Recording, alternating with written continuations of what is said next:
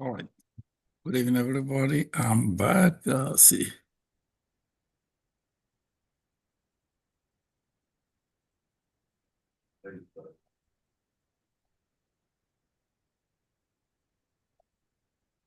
All right. So good evening, everybody. Good evening. Good evening. Who's here? I think we have to identify ourselves. All you guys are welcome once again this evening. We're gonna deal with chapter 4 in our fast track to ensure that all of us pass. We are using exact solution. We are taking this study from them. Let's identify ourselves, please. Chinanya, you're welcome. Alex, how are you? Dr. Sonia, Kevin, Sei, and please, who is Zoom user? Can you identify yourself? Zoom user? Unmute yourself and identify yourself, please. Who is a Zoom user? You can put your name down in there. I hope everybody's hearing me. Yes. All Yes, right. we can hear you. We want to know who is Zoom user. Just put your name there. So let's see. Let's know that at least we are with human being. Uh-oh. Yes, it's true. Everybody has his name, but Zoom user doesn't have name. So Is Mary there? is he Mary? I don't know. It's just Zoom user. I Please, don't know. the person has unmuted himself. I know Mary is there. All right, who is speaking now? Mary. Oh, Mary, is you. All right, Mary, It's me? you can change your. You can change. Yeah, all right, don't worry, let me change it for you. Okay, I couldn't use the other link. All right, sorry. So Mary, all right, I changed it to Mary. All right, so I changed your name. Karen, when you don't know who is on the Zoom with you. Wow. All right, so everybody are very, very welcome this evening. Yesterday, we all know that we finished up annuity. I think exact solution is one of the exam review providers that you can actually learn a great thing. Apart from learning to pass the exam, they give you the advantage of knowing what you're gonna do when you pass your exam. I think I so much love them. I mean, Excel solution, they are good, they're wonderful. So today we are equally keen on them to be able to get the understanding of chapter 4. Chapter 4, however, is about life insurance policy type. Life insurance policy type. Remember the word life insurance policy type. We're not talking about type of life insurance. We're talking of life insurance policy type, or you can call it types of policy. You know, difference between life insurance policy types and life insurance type. We're not talking about type of life insurance. However, we're gonna inside this chapter to see types of life insurance. Then in each of them, they will give us the types of policy each life insurance term has. So this is just two things. You're going to know the life insurance types and life insurance policy types. The policy type is on the life insurance. So if we say term life insurance, that's a type of life insurance. Now we go ahead to say increasing term life insurance. We're talking about the policy types in life insurance. Is that okay for everybody? So it's better to understand this before we go ahead. We're gonna watch a little video. That video is telling, however, I think we are live, so that controls sometimes what to say. As a moderator, most times it limits me on saying some certain things, and to every other person, you know. So we are taking the instruction from Excel solution. So we are not the original producer. However, Excel solution remains what we are using to educate you guys. So thank you once again. So this chapter 4, we introduce the general concept of life insurance policy contracts, life insurance policy contract, and the various types of life insurance products. Life insurance types is equals life insurance policy contract. Now, inside that contract remains life insurance products, which are policies are attached to each types of life insurance. So when we say whole life, inside whole life, there is a lot of whole life is a type of life insurance. The inside whole life, there is a whole types of policy types attached to whole life. So now it depends on you, whichever one you choose when you are designing the policy. Normally we call it designing the policy because you are trying to put it to the way that the agent or the customer or your client will be favored. Because two people, everybody that buys a policy buys with intention for a particular purpose.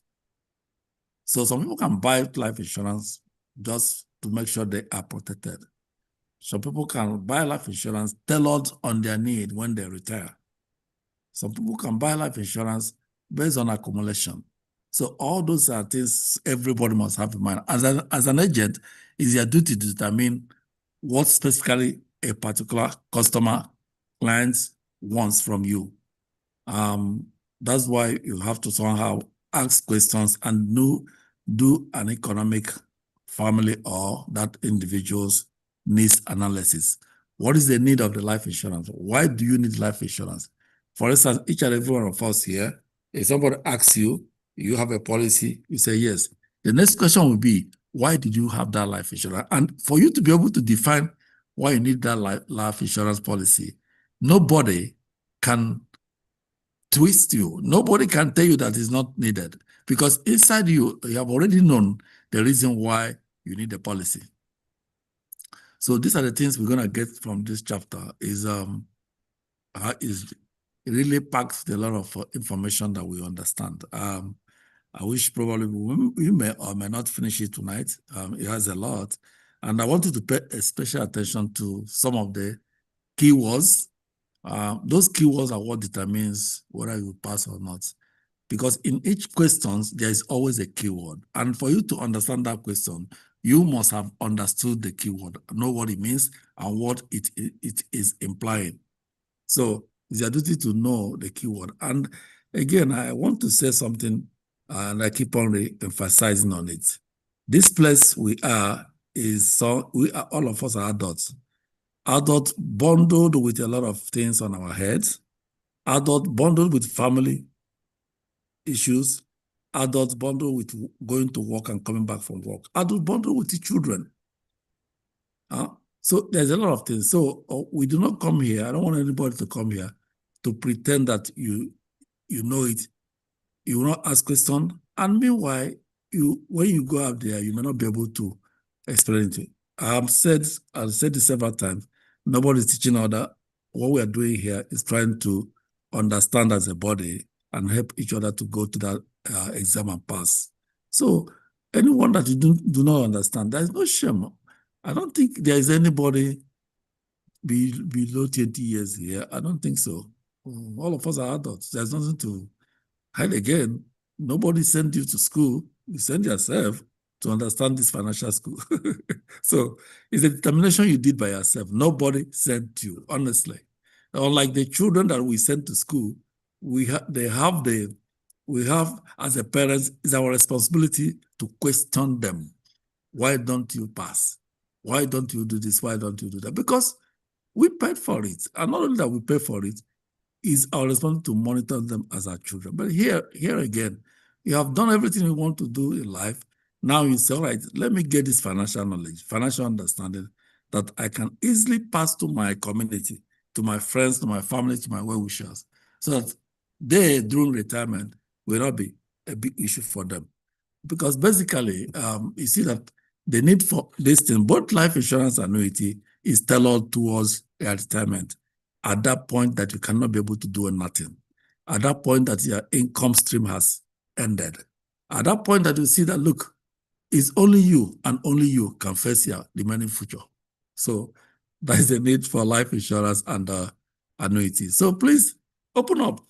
Honestly, open up. I want to make it a very interactive section where everybody enjoys it. So that, you know, what you voice out, you can never forget. That is the truth. Once you voice out a particular term, you can never forget it. No matter how the crisis in bills we are paying come to your head, you must remember those. So just open up, be free. Anything bothering, just say it out. We go through it and probably we will find a solution. If we are not able to do that, we can seek for help from everybody. One thing in this place and in this business that we have a lot of professionals, a lot of people who have excelled in their own professions come back to say they want to understand finance. They want to understand how their money works and how the money will work for them. So it is basically things that's open for everybody, like-minded, to be able to understand themselves and help each other. So we are helping each other, no doubt about that. However, I keep on, again, one issue I want everyone to know is that we have Dallas coming on February 5th to February 7th. You are expected to be in Dallas. Just find a way to come to Dallas. Use it as the beginning of the year. That 2 days will not do you anything if you do not go to work. Just come and learn a new way. I was speaking to somebody today. He was trying to introduce me to one new business. So the lady called me. So we were speaking. He talked about being my consultant. I said, "Oh, really?" Sometimes you consult because you don't know it. You consult because you like the understanding. You consult because your knowledge is not there. And more especially, you consult because of your ignorance. So some of the things we do in life, honestly, we can actually do it by ourselves if we're exposed to it. But for the fact with some things we are not exposed to it, it seems that isn't difficult. Moreover, we are in a world that everything is on your phone. If you raise up your phone, wealth and poverty is in there. So there's nothing now that you cannot source for and get it if you really determine. It's not going to be easy, such as every business is not going to be easy. But however, in this business, this is an area you can do. You don't have office. You don't buy a special office where you don't pay for a special office where you can come and stay. You do not have people around you who can monitor whether the business is done well or not. You're not afraid of it. The only thing you have is just your mouth. Your mouth is the office. Your mouth is going out. Your mouth is coming in. Who makes the money? Your mouth. Who organizes the money? You yourself. So it's an embodiment of everything about you. So let's listen about on life insurance policy type. Just like I said, policy types is different from life insurance types. In each life insurance types, there is policy types. So just have that in your mind. If we have 2 types of life insurance, we have several types of policy types attached to each type of life insurance policy. So let's go ahead.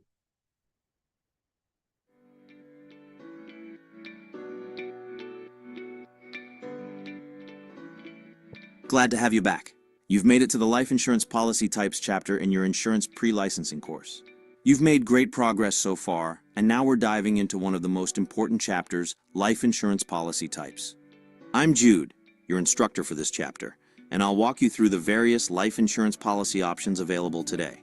So stick with it, stay focused, and you'll be fully prepared to pass your exam with confidence. During this chapter, we'll explore how life insurance works, what types of policies exist, and how each one serves different needs.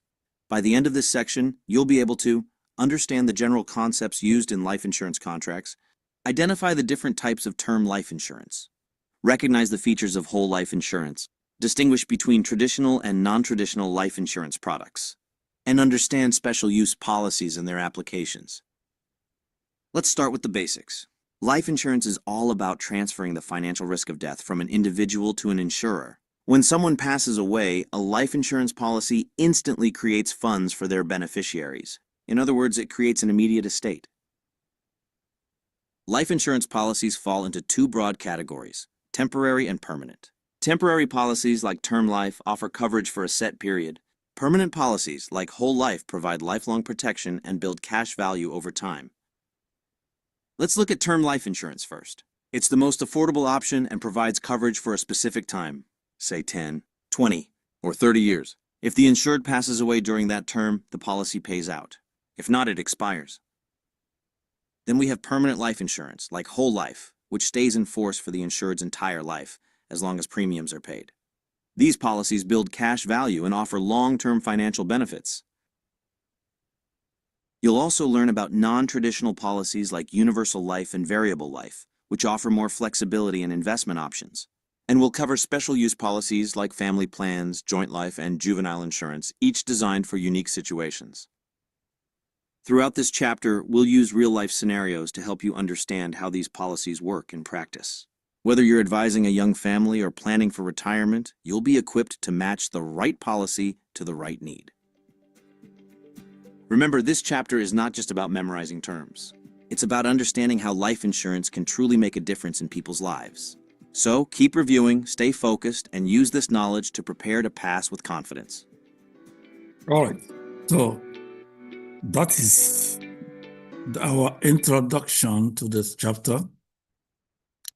There's one thing he said there that is really worth knowing. He was able to tell us the types of insurance, and in each of them, he attaches a policies that are involved, that makes up that types of life insurance. So let's get that in our mind. And again, he was able to once again express what life insurance does to everybody who needs it. I wouldn't use the word everybody who needs it, but the truth of the matter is that all of us need it. Everybody, not everybody who needs it, everybody needs it. Anybody who told you that he doesn't need it is just basically lying to him or herself. Probably he has not understood the need. So such person needs education. And a lot of them that reason that way is in our community. Yes, a lot of them, most of them, some of them are in our community. So it becomes our duty to make sure we educate them. Everybody needs to know this, honestly. There's some things that we have to stop in our community.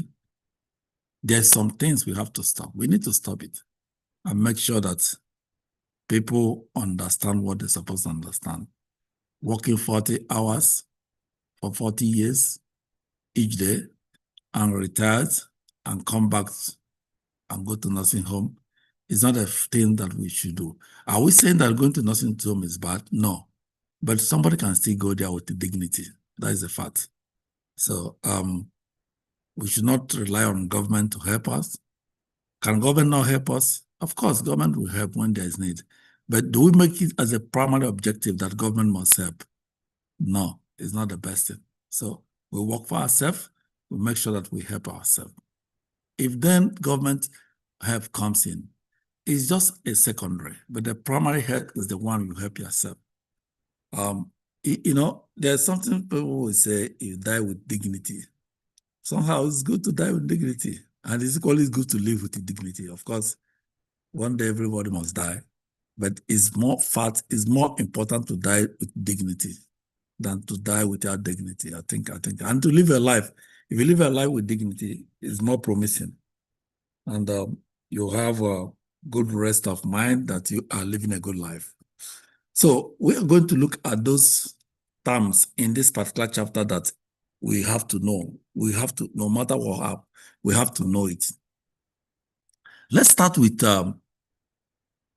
accidental death benefits. Accidental death benefits, ADB, accidental death benefit. Everybody here knows what benefit is.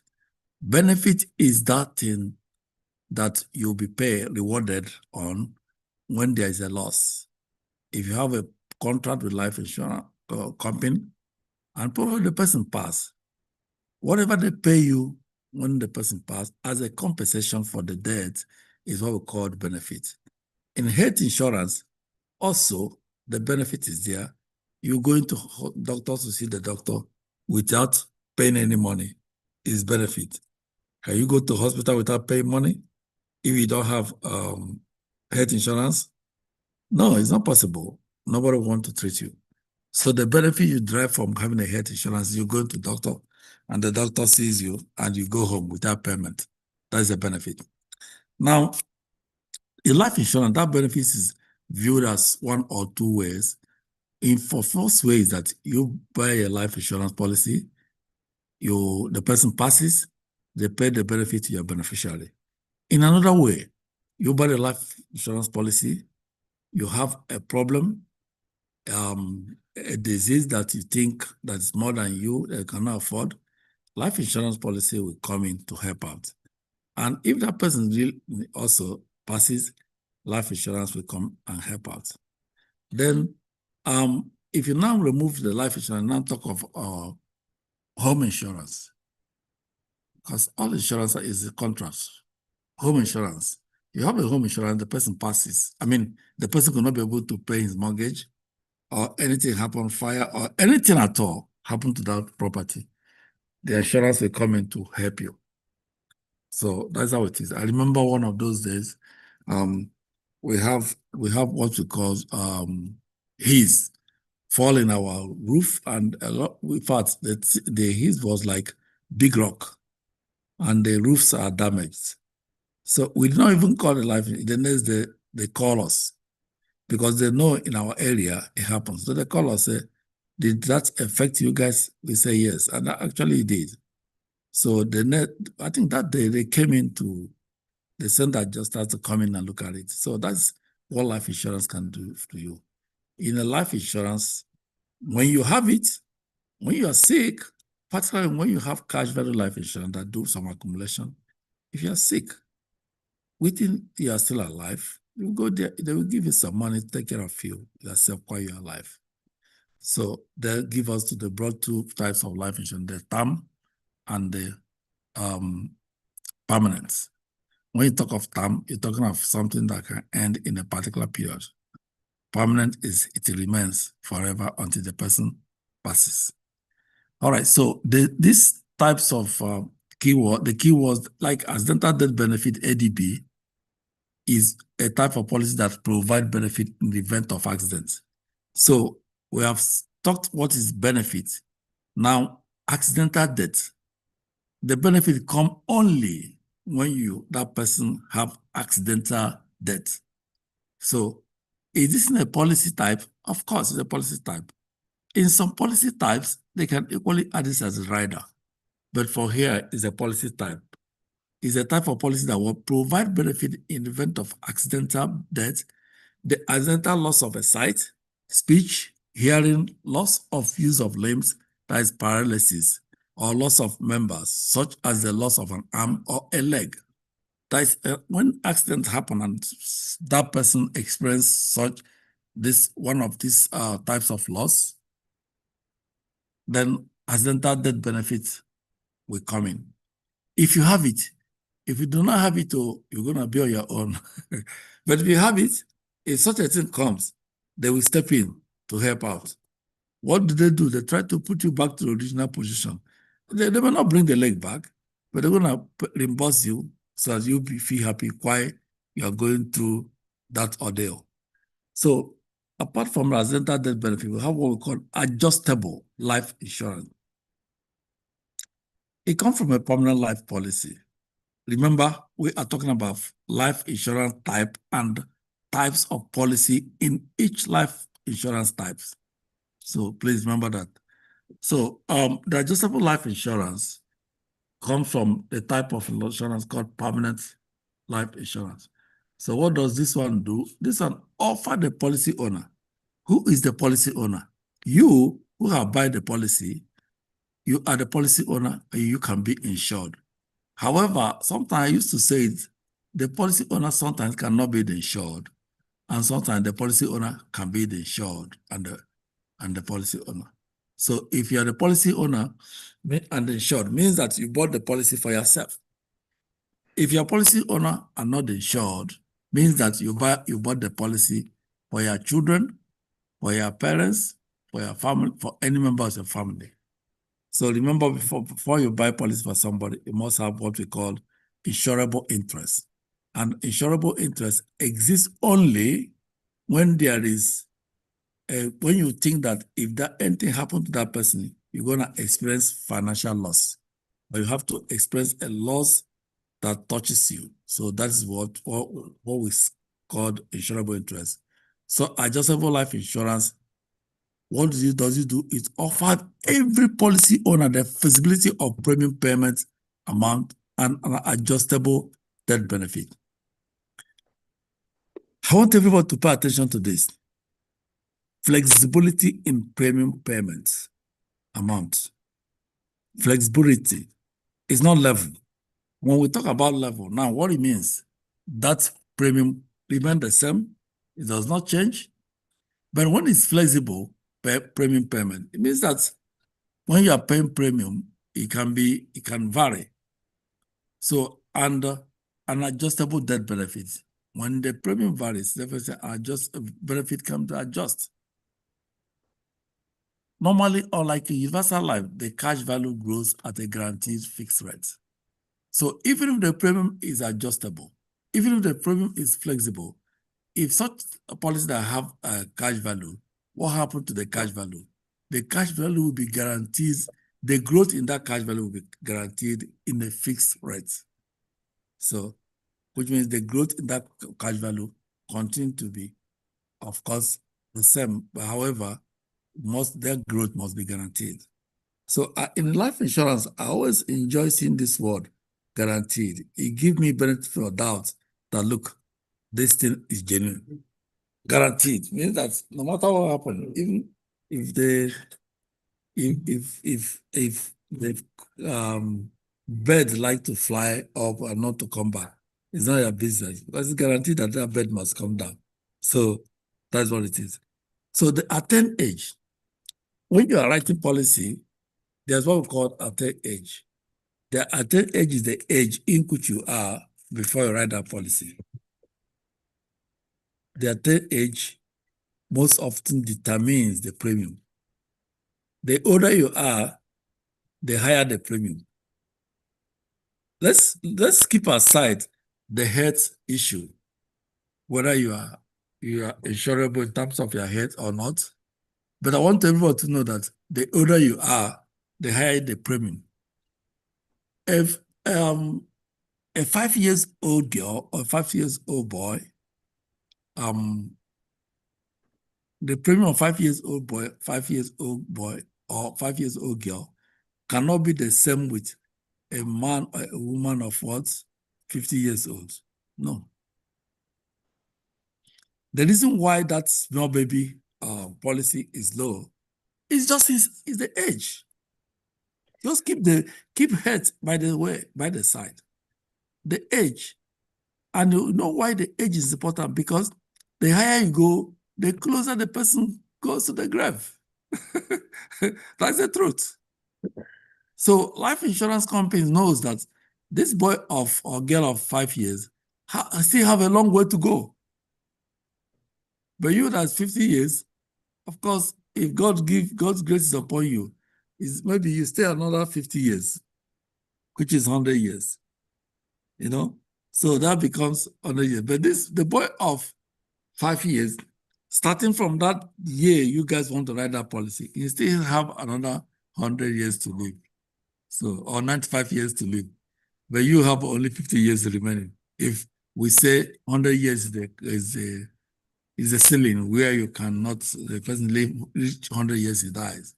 So that boy had 95 years to stay, but you have only 50 years. So you can see the distance, the gap. The difference is very, very clear. So that's why you can pay more than that. Now, if you add it with health condition, now put you in a risk class that if that a risk class that can be more expensive too.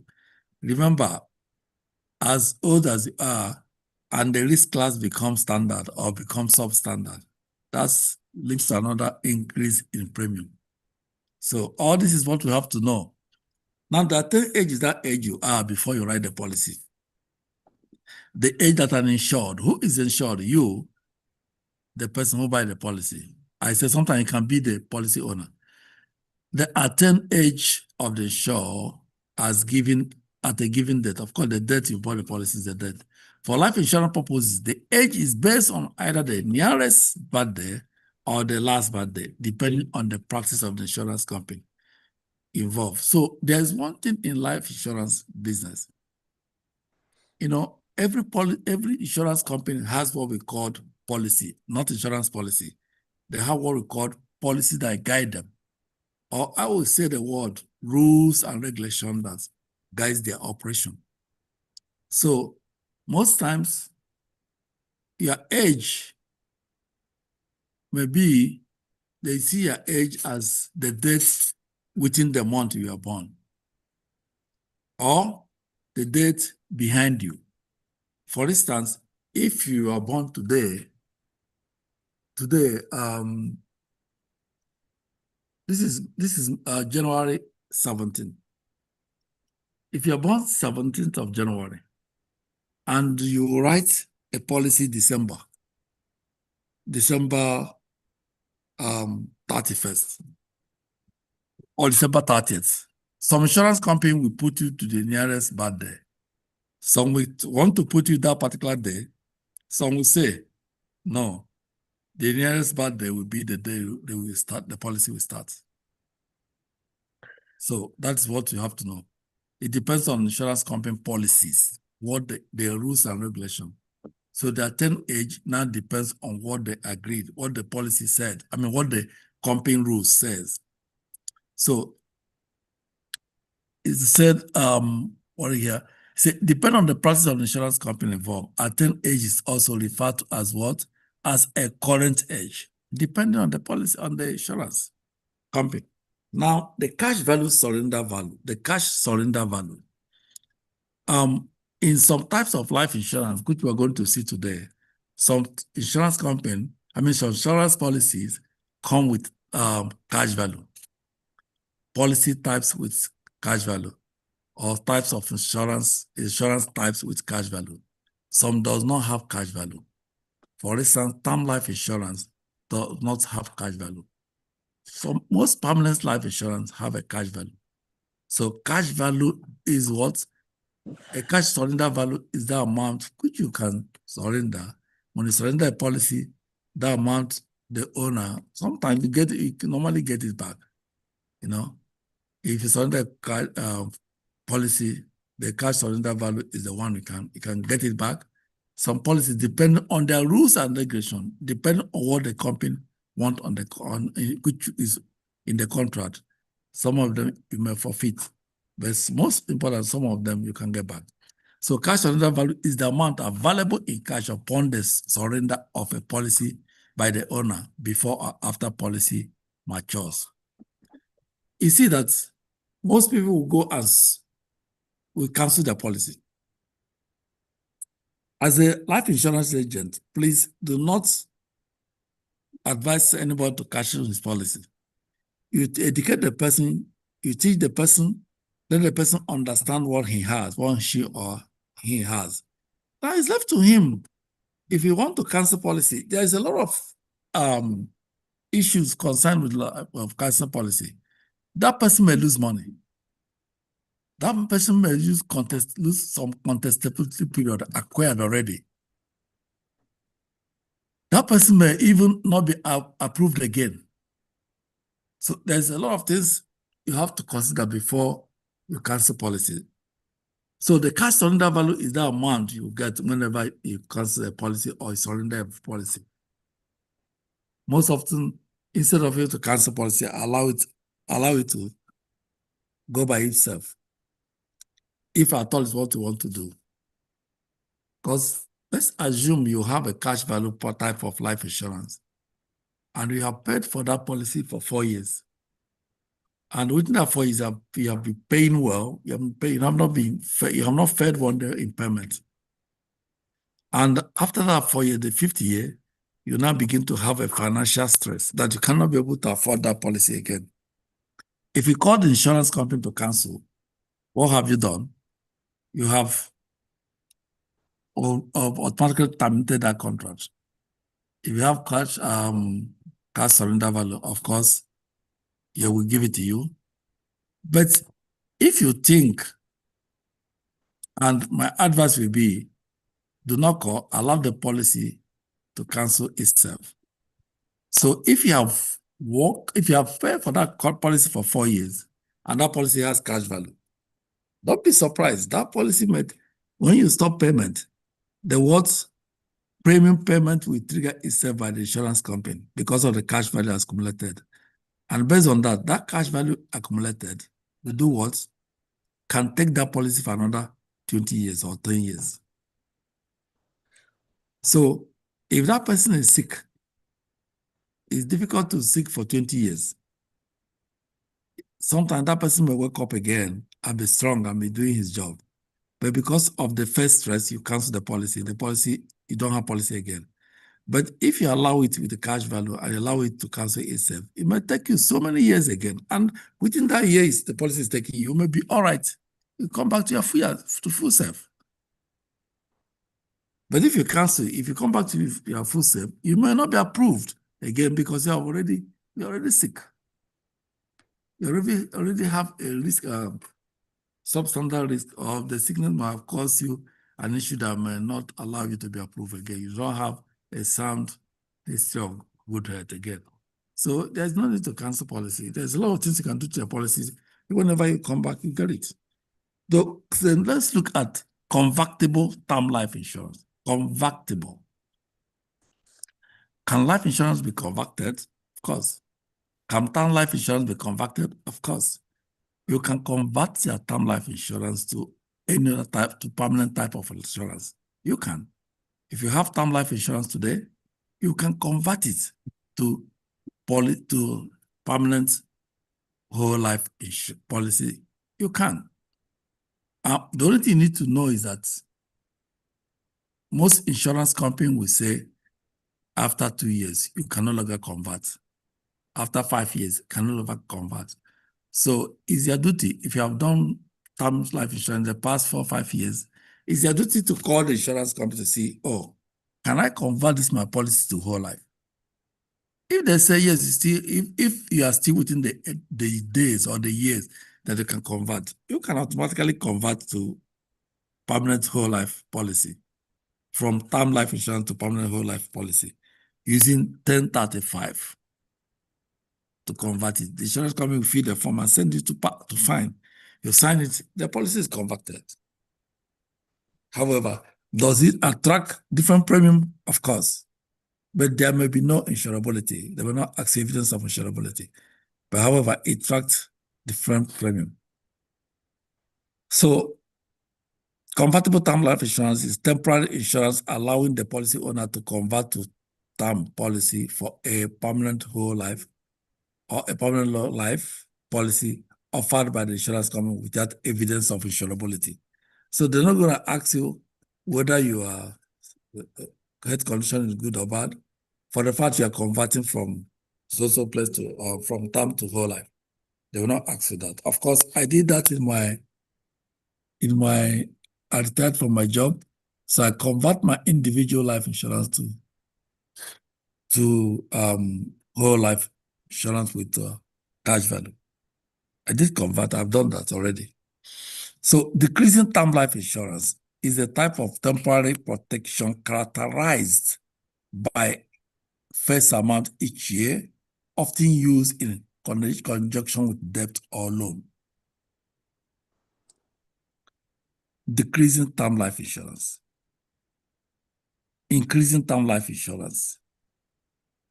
I want you to mark these two words: decreasing term life insurance, increasing term life insurance. These two words are almost the same thing. But however, why are they the same thing and why are they not the same? They are concerned and involved with loan or debt. And what is the difference? For decreasing term insurance, it involves in the debt or loan that decreases as we pay them. Debt or loan that decreases as we pay them, such as mortgage. You are still loan. More especially, decreasing terms insurance is, you should always have in mind whenever you choose decreasing term insurance, think about mortgage. Because it's designed the same way as mortgage have been designed. Remember, as you pay your mortgage, it continues to decrease. It continues to pay, it continues to decrease, continue to pay, it continues to decrease until what? At the time they tell you that that policy, that mortgage has, you have finished payments. So that's decreasing term. So whenever you see decreasing term, what will come to your mind initially will be mortgage. So decreasing term is what? It's a type of temporary protection characterized by a reducing face amount each year, often used in conjunction with a debt or loan. So whenever you see decreasing term, take your mind to loan, take your mind to loan payments, take your mind to mortgage. Sometimes they will write all these policy types, ask you in exam, which of them you can use to pay mortgage. Please, it is decreasing term insurance. So endowment contracts. Endowment contract is a contract that what pays a first amount after a fixed period, 10 years, 20 years, or at age of 65, or a loan that loans insures debt if they're called before the end of the period. That is endowment contract. We're going to see what endowment contracts make. Modified endowment contract, we're going to talk about that. That's when you have paid more than required annually in your policy. When you somehow, I can use the word, when you overpay your policy, that's when you now express modified endowment contract make. And when your policy become make, what happened? You have to automatically converted that policy to a business venture. In that way, that policy have lost the insurance, what made it a life insurance, where no tax is asked for anything. But when you now overfund your policy, it becomes a MEC, means you have removed what makes a policy, it now becomes an investment. And of course, in an investment, you must pay tax as required. So when you overfund your policy, it will lead you towards make modified endowment contract. So for endowment contract is a contract that pays a first amount after a fixed period of 10, 20 years or at the age of 65, or upon the insured's death, if it's caused before the end of the period. That is endowment contract. Now, extended term life. What is extended term life? Is a non-forfeiture option available when a policy is surrendered. Continuing the same first amount of the policy in force for a specified period. Extended term. Extended term is non-forfeiture. I want you to check this word because you're going to be saying it. Non-forfeiture is that which you cannot live without, is that which you cannot pass you. As far as yours, you cannot forfeit it. So for an extended term, is a non-forfeiture option available when the policy is surrendered. What do you think when a policy is surrendered? What are the non-forfeitures you can have there? Can anybody answer? When a policy is surrendered, remember what is surrendered is when you decide to say you don't more, you want to terminate your contract, you don't want more the policy anymore, or you decide to sell your policy. You can sell your policy to a third party. If you say a policy to a third party, that third party becomes the policy owner and the beneficiary.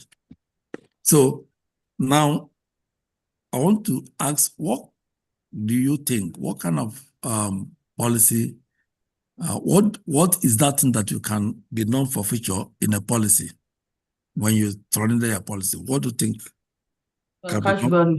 Actually, Of course. Cash value. So the cash value is a non-forfeiture. You cannot forfeit it. No matter the grammar they speak there, no matter how they decide to bend their leg, bend their mouth. One man says they were eating food. The man said, the other one was speaking much grammar. He said, no matter the kind of grammar you speak here, I have counted the meat in this soup. That grammar cannot take anyone meat out of the soup. So no matter the grammar everybody speak, that's not forfeiture. Whatever happened, you cannot forfeit it, which is, of course, cash value. And where did the cash value come from? Premium. Premium is part of the premium. Is what the insurance company is giving you back when you have a policy type, particularly in permanent life insurance. Do you have non-forfeiture in term life insurance? Of course, no. Do you have There's no cash value. yeah, there's no cash value, of course. Do you have return of rider in term life insurance? Yes. Yeah. Do you have return of rider in permanent life insurance? No. No. Why? Because of the cash value? I don't know. I mean, return of rider. I asked, do we have return of rider in term life insurance? Everybody say yes. My question again, do we have return on premium in cash value types of insurance or permanent or whole life insurance? Do we have a return on premium there? No. Why? Because of the cash value. Because, of course, because of the cash value. So the cash value comes from the premium. Somebody have answered it. If you have a permanent or whole life insurance, and if you have a policy there, and you pay your premium is channeled to different types, different things that can happen. One of the part of the premium will be used, is sent to be a cash value. Some of the premium will be used to pay your administrative fees. Some of the premium will be used to pay what? Your commissions. Some of the premium will be used for reserves. Some will be used to buy some necessary things that will maintain your policy. So if we add all those things together, the premium is no longer there. So, but in term life insurance, those things there's no cash value. So what they would have returned to you is the one that goes to the cash value. And of course, that's why we say cash value is non-forfeiture. Because the part that go to you as a cash value is the part that are returning to you. So based on that, we said there is no return of premium rider in cash value life insurance. Is there any confusion? Any confusion so far? Any confusion so far? All right. So let's go ahead. Family income policy. Excuse me. Go ahead. The last statement you made about term insurance and the permanent, and then the cash value issue. Please, can you repeat that? All right, what I said is this. Term life insurance does not have a cash value. Mm-hmm. Term life insurance doesn't have a cash value. Sure. And permanent or whole life insurance have a cash value. Yes. All right. And that's why all of us are going over there. Mm-hmm. So since term life insurance doesn't have a cash value, mm-hmm. when you pay your premium is totally going towards the policy. But in permanent or whole life, you pay your premium is channeled to different areas of the insurance. In terms of life insurance, you pay your premium is equally channeled to different areas. But however, there is no provision for cash value. Okay. But in permanent or whole life that have a cash value, you pay your premium. Some part of the premium is channeled to cash value. So based on that, when you lose your policy or lose your decide to terminate their policy, that cash part of the premium that goes to cash value is what the insurance company going to return back to you. Okay. So in term life insurance, you see that you have what we call return of premium. So in permanent life insurance, we don't have return of premium because there's a provision of the part of premium that can be returned back to you. It's the cash value, right? Cash value, which we say it is non-forfeiture. Mhm. Then the difference is that in permanent life insurance or whole life insurance, that cash value, which is non-forfeiture, is automatically there. It's automatically there, but in the type Term life. term life insurance, it's Mhm. not automatic. The premium that can be returned to you is not automatically there, except you ask for it. And what's the name of that will be returned to the person if you ask? What is that? Return of premium rider. What did you say it is? Return of premium rider. Okay.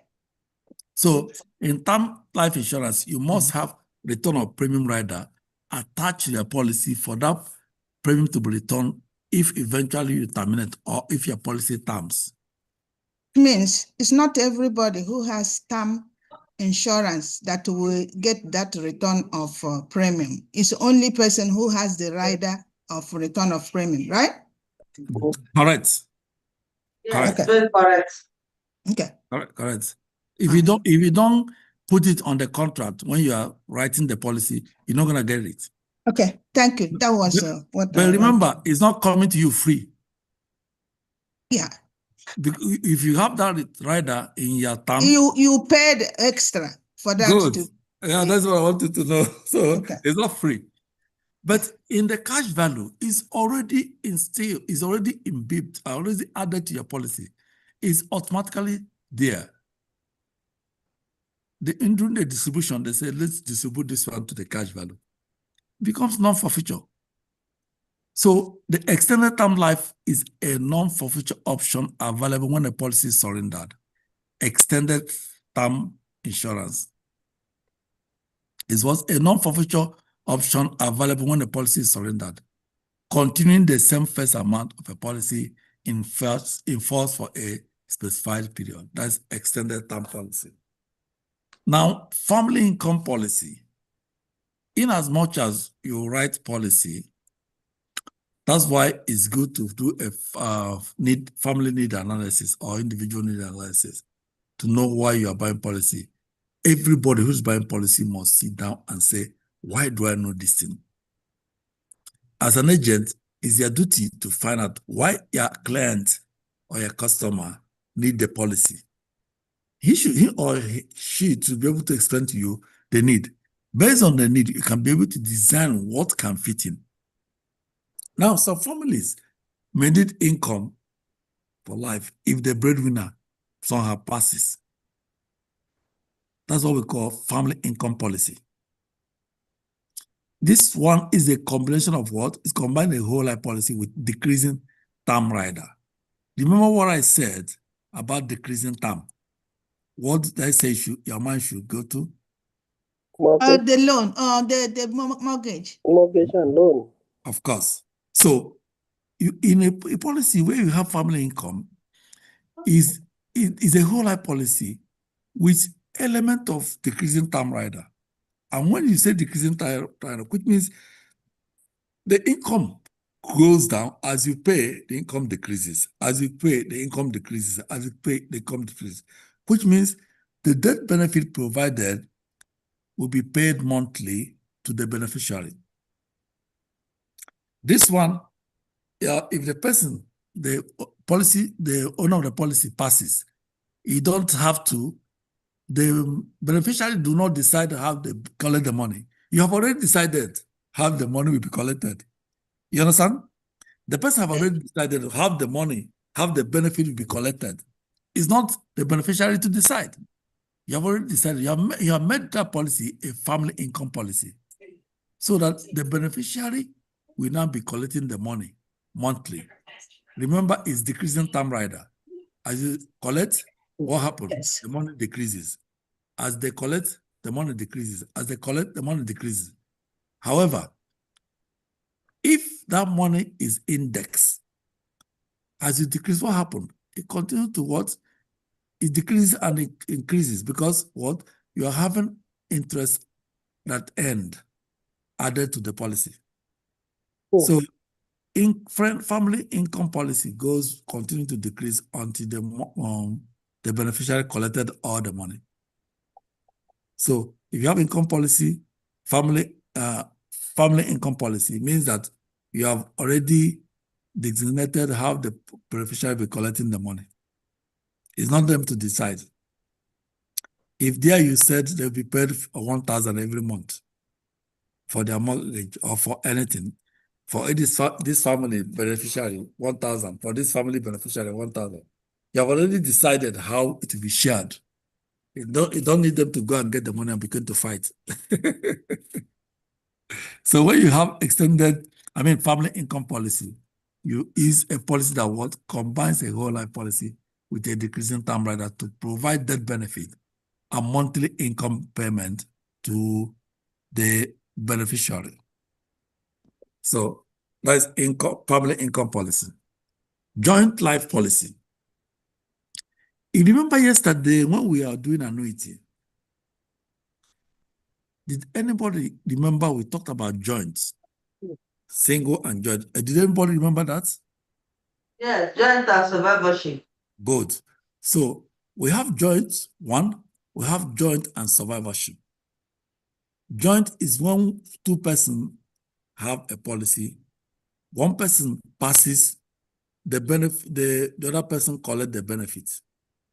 Joint life insurance with survivorship means that when one person passes, the second person does not collect the policy until he passes. The beneficiary will do what? Get the benefits. So please let it be clear. So joint life insurance policy is a policy that covers the lives of two or more persons, paying a death benefit ending when the first insured dies. That is joint life. Now, when you talk of joint life insurance with survivorship, means that when 2 or 3 people have the policy, when one person died, the next person will not collect benefits until the second person dies. Then the beneficiary will collect the profits, the benefits. The husband and wife can do that. That means that money is being kept for their family. First person died, maybe the father dies, as normally the men die first. Family, the father dies, the wife will not collect the benefits. If the wife now passes, the children will now collect the benefits. So that's what joint life survivorship. So a joint life insurance is a policy that covers the lives of 2 or more persons, paying a death benefit and ending when the first insured dies, of course. So universal life insurance, we're going to look critically on universal life insurance. It's one of the policy types we're going to look, types of insurance we're going to look at well, because it have a lot of things attached to it. So this is the most flexible life insurance policy with flexible premium and adjustable death benefit. You want to see this flexible premium, what is an adjustable death benefit? In adjustable death benefit, remember a death benefit is pre-known. You already know it when you write the contract, what the death benefit will be. But with universal life, you have adjustable death benefits, which means if you buy a policy 500,000 and the person passes, there is tendency that the death benefit is adjustable. So that happens only in universal life insurance. We're going to see it in detail. So the accumulation account grows a guaranteed rate, but the insurer often credits a high rate. So we're going to see all those. General concept of life insurance. What are involved in life insurance? We'll be somehow fast on this, but ask questions if you do not understand so we can explain it more. Who is here that we're not supposed to see? Who is in iPhone? Is it who is in iPhone, please? Who coming now? Who is in iPhone? iPhone. Oh, who- it's me, sir. It's me. Nancy. Oh, Nancy. All right. You're welcome. All right. So, please don't get offended that I'm asking who is that. We want to know who is here with us. All right. So, general concept of life insurance. Of course, you have known that what life insurance is. All of us here knows that life insurance is a transfer of risk from the insured to the insurance company. It's a transfer of risk. It's a contract that guarantees transfer of risk from one person to the insurance company. Imagine when you carry all the problem, give to somebody to manage for you. That is exactly what life insurance is. You gather all those problems, you give a company to manage for you. That company is called life insurance. That company turn around to tell you, say, look, I will manage this problem you give me, but you're going to pay me some certain amount monthly for me to be able to manage that problem you give me. Now, they tell you what you're going to pay them is called what? Premium. So life insurance involves the transfer of risk of debt from one party, that is the policy owner or insured, to another party, the insurer. Who is the insurer? The insurance company. Who is the policy owner or the insured? You that bought the insurance, you that is paying the insurance. We said sometimes the policy owner can be the insured. Often, sometimes, the insured or the policy owner may not be the insured. When a life insurance contract is payable upon the death of the insured, what happened? It instantly creates wealth. It instantly creates wealth. And that's why we said life insurance creates wealth and what? Annuity, Liquidate. Liquidate the estate. Because the life insurance, immediately that person passes, what happened? Automatically, an estate is created. If you have life insurance policy and the person passes, automatically an estate is created. Remember, most often when an estate is created, you may go to the probate courts. Who remembers that? That Yes, if you create an estate, it may sometimes go to probate court. But why don't this estate created here do not go to probate court? Why? Who can tell me? Say that again. We said when an estate is created, oftentimes when an estate is created, it goes to probate court. But here we have life insurance that creates immediate estate when the person passes. My question is that why don't it go to probate court? Because of the type of policy that is binding it, which is saying that when the person dies, the money has to be released to the beneficiary. You just get one thing there. Another person? Another person? All right. So generally, there's only two portfolio that probate court does not attack. Remember, for those of us here who are nurses or who are doctors, if you're a nurse here, you may relate, or if you're a caregiver here, you may relate that if somebody passes in the hospital or passes anywhere, let's assume passes in the hospital, you will see the nurse running around. The doctor will be called to come and pronounce death. I think that is the truth. Yes. The doctor will come and pronounce death. When the doctor pronounces death, what will the nurse do? Any nurse here? Yes. What will the nurse do when the doctor pronounces death? When you Document it. you will notify the family. And what again? Call the funeral home. What again?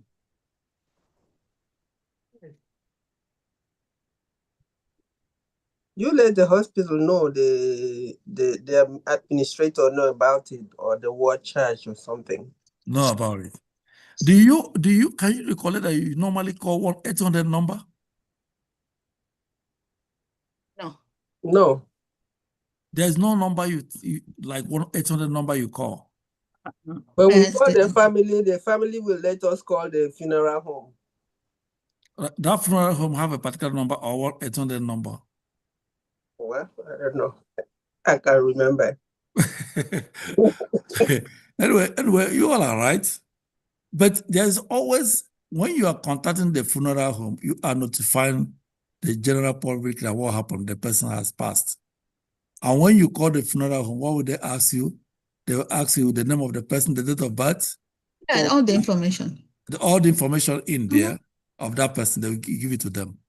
So whenever somebody passes, that number called has automatically told the everybody, including every establishment, including the public record, that this person has gone. So in that way, everything about that person will be what? Locked. Oh, Yes, everything about that person will be locked. Locked. When I say locked, totally locked. Everything of that person that have the person's name is locked up.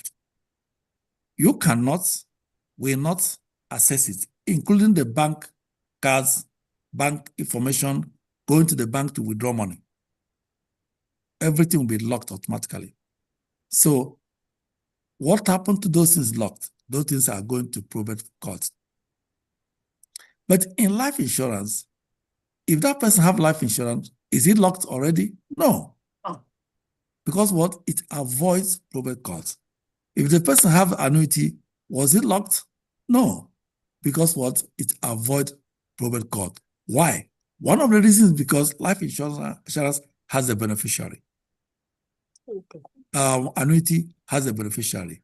Again, why do your banks get locked that you cannot access it?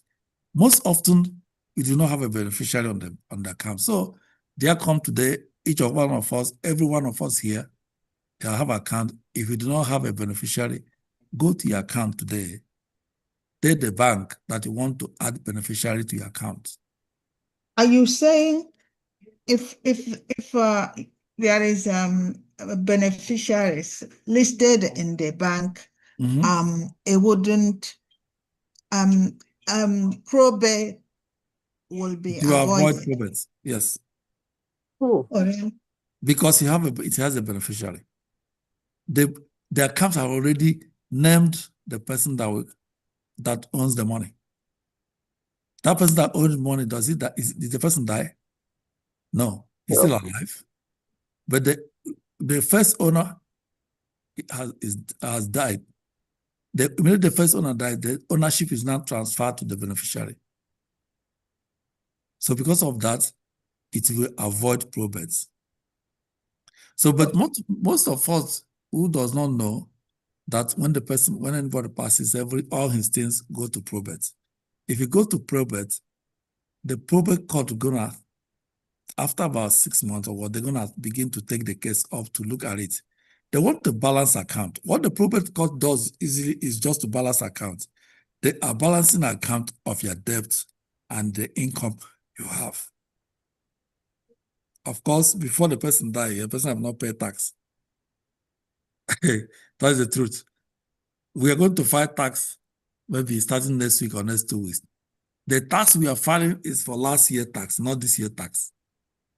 So anybody who died today, this is January 17th, he has not paid tax from January 1st to January 17th. And those taxes will be collected if that person died.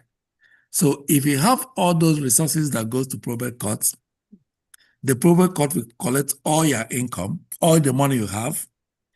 They bring all the debt you have. They begin to pay it. So when they finish, the remaining one will now go to the family. So that's what we call probate court. So it want as much as you can do to avoid that. But however, you know why America is so wonderful? They make a law and they provide you access to bypass it. So going to put a beneficiary to your bank account, is it illegal? No. But can the bank give it to you, say, put your beneficiary? No. Then if you go to bank tomorrow, in fact, make it a point of duty by Monday. I want some of us to go. All of us here have accounts. And I don't believe all of us has a beneficiary in the account. I want 1 or 2 person or 3, or even all of us to go on Monday. When you come back on Monday, give us your experience. I will remember it Monday, 6 p.m. I will remember it in our review class. I just went. I don't- So Uh-huh. yes, I just went. And that's because there was information I got from Nigeria, and they emphasize on that every account you have, make sure you provide such information. So I started going to every of my banks. And for the 2 I have been, they just one has a form that they said I have to fill, and the other one says we write it in. Just sit here and give us the information. They wrote it in. Is it for Nigeria or here? Here. All right. All right. Good. So you are covered. I'm So- not done yet, but at least I started. Yeah. But yeah, just starting. It's good that you know now what to do to protect yourself. Yeah. It's how When you- I asked one of the Nigerian banks, they said to me, I have to do that through a lawyer. I say, oh my God, what is that? So, but now that you are doing this, Dr. Sonia, how do you feel? Don't be sincere to yourself. How do you feel? Are you telling me? Yes, I'm happy. If anything happened, it wouldn't be a big deal for my family to go and get the money. Yeah. So please, we want more experience to be shared on Monday. Yes, we want more experience to be shared on Monday. Say all those money you're packing in the bank, go on Monday and put the beneficiary to it. Come back here and share your experience. Try. Okay. If it's small says 30 minutes, go there. Does it have to be in person? Because I'm not home. Can you do that on the phone? Or Yeah, you have to be in person now. You cannot. Okay. When I get back in town, yeah. Yeah, please. Just everybody go and do that. Don't forget, it's very important. I think Monday is public holiday or what? The Monday is public holiday. Yeah. Tuesday, everybody go. Let's begin to tell them that we have started understanding them. You know, let's begin to tell them that look, it's no longer like before. That's the more reason why we're here. We're not only here to pass exam, far be from it. We're here to get knowledge. Knowledge that will help us. Let everybody begin in mass to go. Do this, do it. Do it. You see, I was reading one paper from London where some money that belongs to Nigerians were sent back to Nigeria government. It belongs to individuals from Nigeria. You know, some of these people are so sincere. Some individuals may have collected the money, if there's some countries that are not sincere, that are fraudulent. But British government have to collect those money that belongs to Nigerians who do not have a beneficiary. The money have stayed for some years. Probably after the probate court process, the one that's supposed to go to the beneficiary, there is nobody to collect it. So the British government keep on keeping the money until I think last year, they have to officially collect all those money who belongs to Nigerians and send it back to the Nigerian government. Oh my God. You can imagine. What's our secrecy? You can imagine. So let's move. Honestly, let's move. And best thing you can do is to share with your people, for those who will believe. Some of them will see you that you're wasting time. That insurance thing. It is not insurance thing, no. It's not insurance thing. It's most known. It's not about insurance thing. You can see that you coming here is not only for the insurance thing. You are getting information that will It's help about you. financial knowledge. Yes. So I want everybody to have that experience. Go to your bank and do that. The first day I had it, that was the first day I did mine. Trust. First day I had it, I just come out from where I had it, where we went for event. I just come out, drive straight from my car, to the bank. I said, please, I want to change I want to add beneficiary to my account. they take me inside to meet somebody. They say I should sit down and wait for my turn. I go write my name there, sit down. I say, me and Una today, whether I want rain the follow Sunday or Hamatan, whichever, I must see the end today. Yeah. Yes, so I stay there till it reach my turn. They call me. I No, go. it's not a big deal over Yeah, here. Yeah, the account officer said, what do I need? I said, sorry, I need to add beneficiary to my account. He said, what is do I have my card here? I bring my card, he picked it and says, all right. So what's the name of the person? I told him, he add the name, finish. He showed me, is that correct? I said, yes. I add everybody I want to add. Say, is that correct? I said, yes, all right, done. I said, thank you, sir. I leave. I leave. Yeah. No? But you can see what Dr. Sonia said in Nigeria, they were asking him to bring a lawyer. Yeah. Mhm. They said, no, we are not, you got to get the lawyers involved. I said, They asked him to bring a lawyer to add the beneficiary. to be He able did to not do tell that. them that you are not writing will, neither you are writing trust. It's just to add them to the account, the beneficiary to your account. So it can be frustrating. But now that all of us are still breathing by God's grace, it's easy. But when death knocks, it becomes frustrating to the family members, honestly. Because all that money now goes to the probate court, it becomes the income versus the debt. Yes.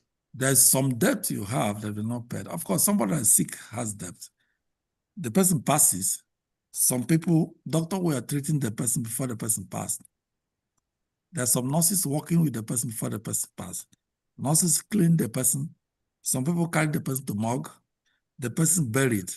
There's a transportation involved in taking the person to the morgue and taking the person to the cemetery for burial.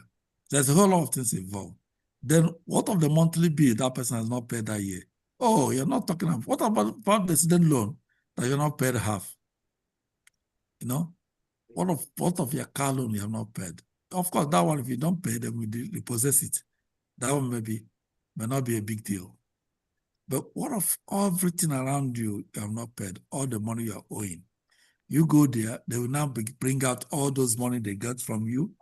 They put your debt this way and put your income this way. They begin to pay those people you are owing. After payment, the remaining one, they give it to your beneficiary. Then if there is no beneficiary, what happens? They send it to the state. Then if the state is good, just as the British government, they keep the money at the point. For the fact that I've traced this money come from Nigeria, man, they now sell it to Nigeria. That's what they did to Nigeria government. That was last year or last 2 years.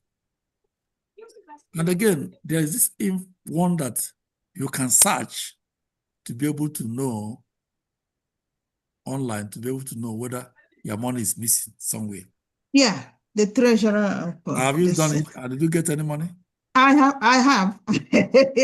Oh, this lady, you are out. You are closing every door. Where do we search? Where do we search? You are closing every door. Eh? So the treasurer department of every state, yes, if you call there and give your information, they will search.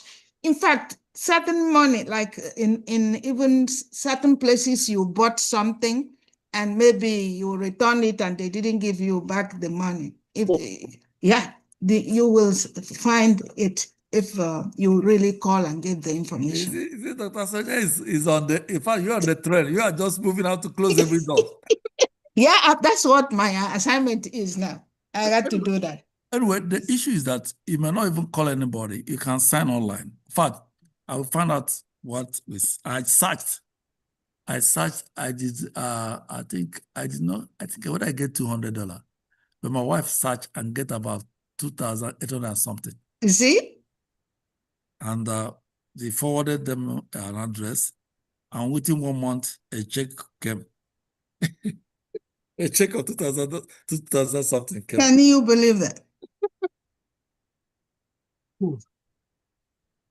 Please get us the website, please, when you get a chance. Yeah, I'll give it to everyone. So recover everything, close up all the loopholes. That's why you're here. Recover everything. You don't need to keep everything on the table. Yes. Let all of them put on your pocket. This belongs to you. Yeah. Yeah. But the day we search, my wife get 2,000 something. In fact, It was like a lost money that you don't know that Yes. it existed. It come to you. You see, knowledge is so good though. Aye. So today's life insurance policies are clearly defined by the benefit option available. So that is the more reason why we're going for life insurance, the benefit attached to it. What we're doing is no longer about life insurance. We're talking about the benefit and even the life insurance policies that we are discussing today. Previously, we are meant to know that life insurance for death, that when you die, your beneficiary collect it. It's no longer the discussion today. Situation, no. The situation have You changed can enjoy automatically. it yourself. The situation have changed immediately, automatically. I remember in those days, they say, if you put insurance, your wife will kill you. Or you put insurance, your husband will kill you. Oh, yeah. Those are fallacies to scare us from knowing the reality. Person who will die will die. Yeah, that's the truth. That's the truth. So the discussion nowadays is not only about that death, it's about instant benefits. Instant benefits. That's what we're talking about now. So the policy that will benefit you while you are still alive is what we are talking about. So let's go in and begin to look at them one after the other. So we said, broadly speaking, all life insurance policies fall into following categories. So this is where it starts. Please follow. For those who are joining, who are just starting, follow. This is the types of life insurance and types of policies. So it's telling us that life insurance policies, not types, fall into following categories. Permanent life, which is a type of life insurance. In this permanent life insurance, what do you have? You have so many policies attached to it. So permanent life is called the whole or ordinary or temporary term. Group or individual. This is the type you have at your work, group or individual. Fixed or variable type. Industrial, burial or debt insurance. There is this thing that I don't want to call company name here, but one of the insurance company have this what we call consent rider, that if person passes, before the benefit will comes, they will give that person, the family, $25,000 to begin to prepare things. We call it consent rider. And before you get it, you must have to get up to, I think you must have to have a policy or close at least $250,000. Then the consent rider will be applied to your policy. That immediately the person dies, the benefit is not coming. I mean, may not come immediately. No, the benefit may not come immediately. But immediately is announced that that person died, you call. In the next 1 day, you have your $25,000 to start the preparation of burial. It's a consent rider. It's one of the insurance company offers it. So these are the What do you call it? Consent rider. Consent rider. How you spell it? C-O-N? CONCIREGE, something like that. Consent rider. Consent rider. Yeah. So it's always there in one of the insurance companies. We're not representing any insurance company, so that's why I don't want to call them. But they say you have to get at least 250,000 policy before you can have that rider attached to it. So if anything happens, you automatically have the family automatically have $25,000. Yes. One of our agents here has experienced it. He has policy for a mom. They live in Chicago. And unfortunately, the mom passes. He called them that the mom passed. The next 2 days, they came with an envelope with a check of $25,000. And that $25,000, the lady was able to ship the cost back to Africa. And even helped her. She said almost she used that for the burial. Then now she come back to now begin to ask for the benefits. Yeah. All right. So let's look at term life insurance, permanent life insurance, and the risk of dying. Do we have a risk of dying? Of course. But the greatest thing and the worst thing that can happen to somebody, the greatest thing is to die and become rich, and to seek and become rich. The worst thing that can happen to somebody is to seek and become poor, and die and become poor. So once more, is a declaration all of us must make that, look, I will not die poor, and I will not seek poor. Some people are rich when they die. Some people are sick when are rich when they sick. So I think it's glorious to be sick, to be rich, even when you are sick. You can do whatever you want to do and be comfortable at least. Yes, yes. For some of you guys that are nurses, you can witness what is going on in the hospital. Particularly when you're in a public hospital, not private hospital, public, where all kind of people come there for treatment. You will see the selective amnesia, or what would I call the way they used to select who to give a functional and perfect treatment, and the discharge rate of those who don't have what it takes to be there. You know, when you have what it takes to be there, the discharge rate decreases. Oh, yes. The attention becomes more particular. So that is one thing. So the term life insurance, the term life insurance, permanent life and the risk of dying, everyone dies. Of course, anybody who is breathing today, one day will die. That is a fact. And there's no denying it. It's very certain. So, but the age at which we die remains uncertain. Everybody will pass. But what we are talking about, nobody knows the age, nobody knows the date, nobody knows the year. However, as Christians, we always pray that God give us the long life we desire. But living a long life without fulfillment becomes another another problem. There are some people who are sick and they are terribly hot that they don't even have all it takes. The prayer will be said, let this pass, let this cup pass. Just like Jesus said, Father, let this cup pass. It's the same thing. There is some sickness we come to somebody and say, I think that might be the option, you know? So everyone dies, but the age at which people die remains uncertain. Therefore, we need life insurance. What does it say? Everybody dies. The date or the age in which the person dies is very uncertain. Uncertain. Therefore, everybody, since everyone or everybody will die, then everybody and everyone needs life insurance. So for those of us who, if you talk to them, they say, I got it all. They've not got nothing. They're just making mouth. They've not got nothing. Tell them that everyone needs it. Either you need it when you are alive, or probably when you die, your family will need somewhere to put head on. So we do know that statistically, we are more likely to die when we are older, of course.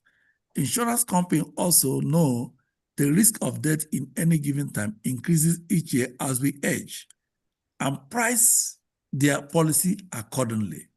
The older we get, the more we pay for the insurance. Did everybody see it? The older we get, the more we pay for insurance, for life insurance. So if the older we get, the more we pay for life insurance, which means today, and nothing but today, is the best date for you to have your policy. If you have not had it yesterday, today is the best date and best time for you to have your policy.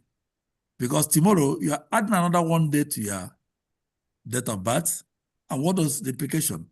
The implication is this, that It's bigger or higher. Gonna be higher. Gonna be higher. So, excuse me. Bright?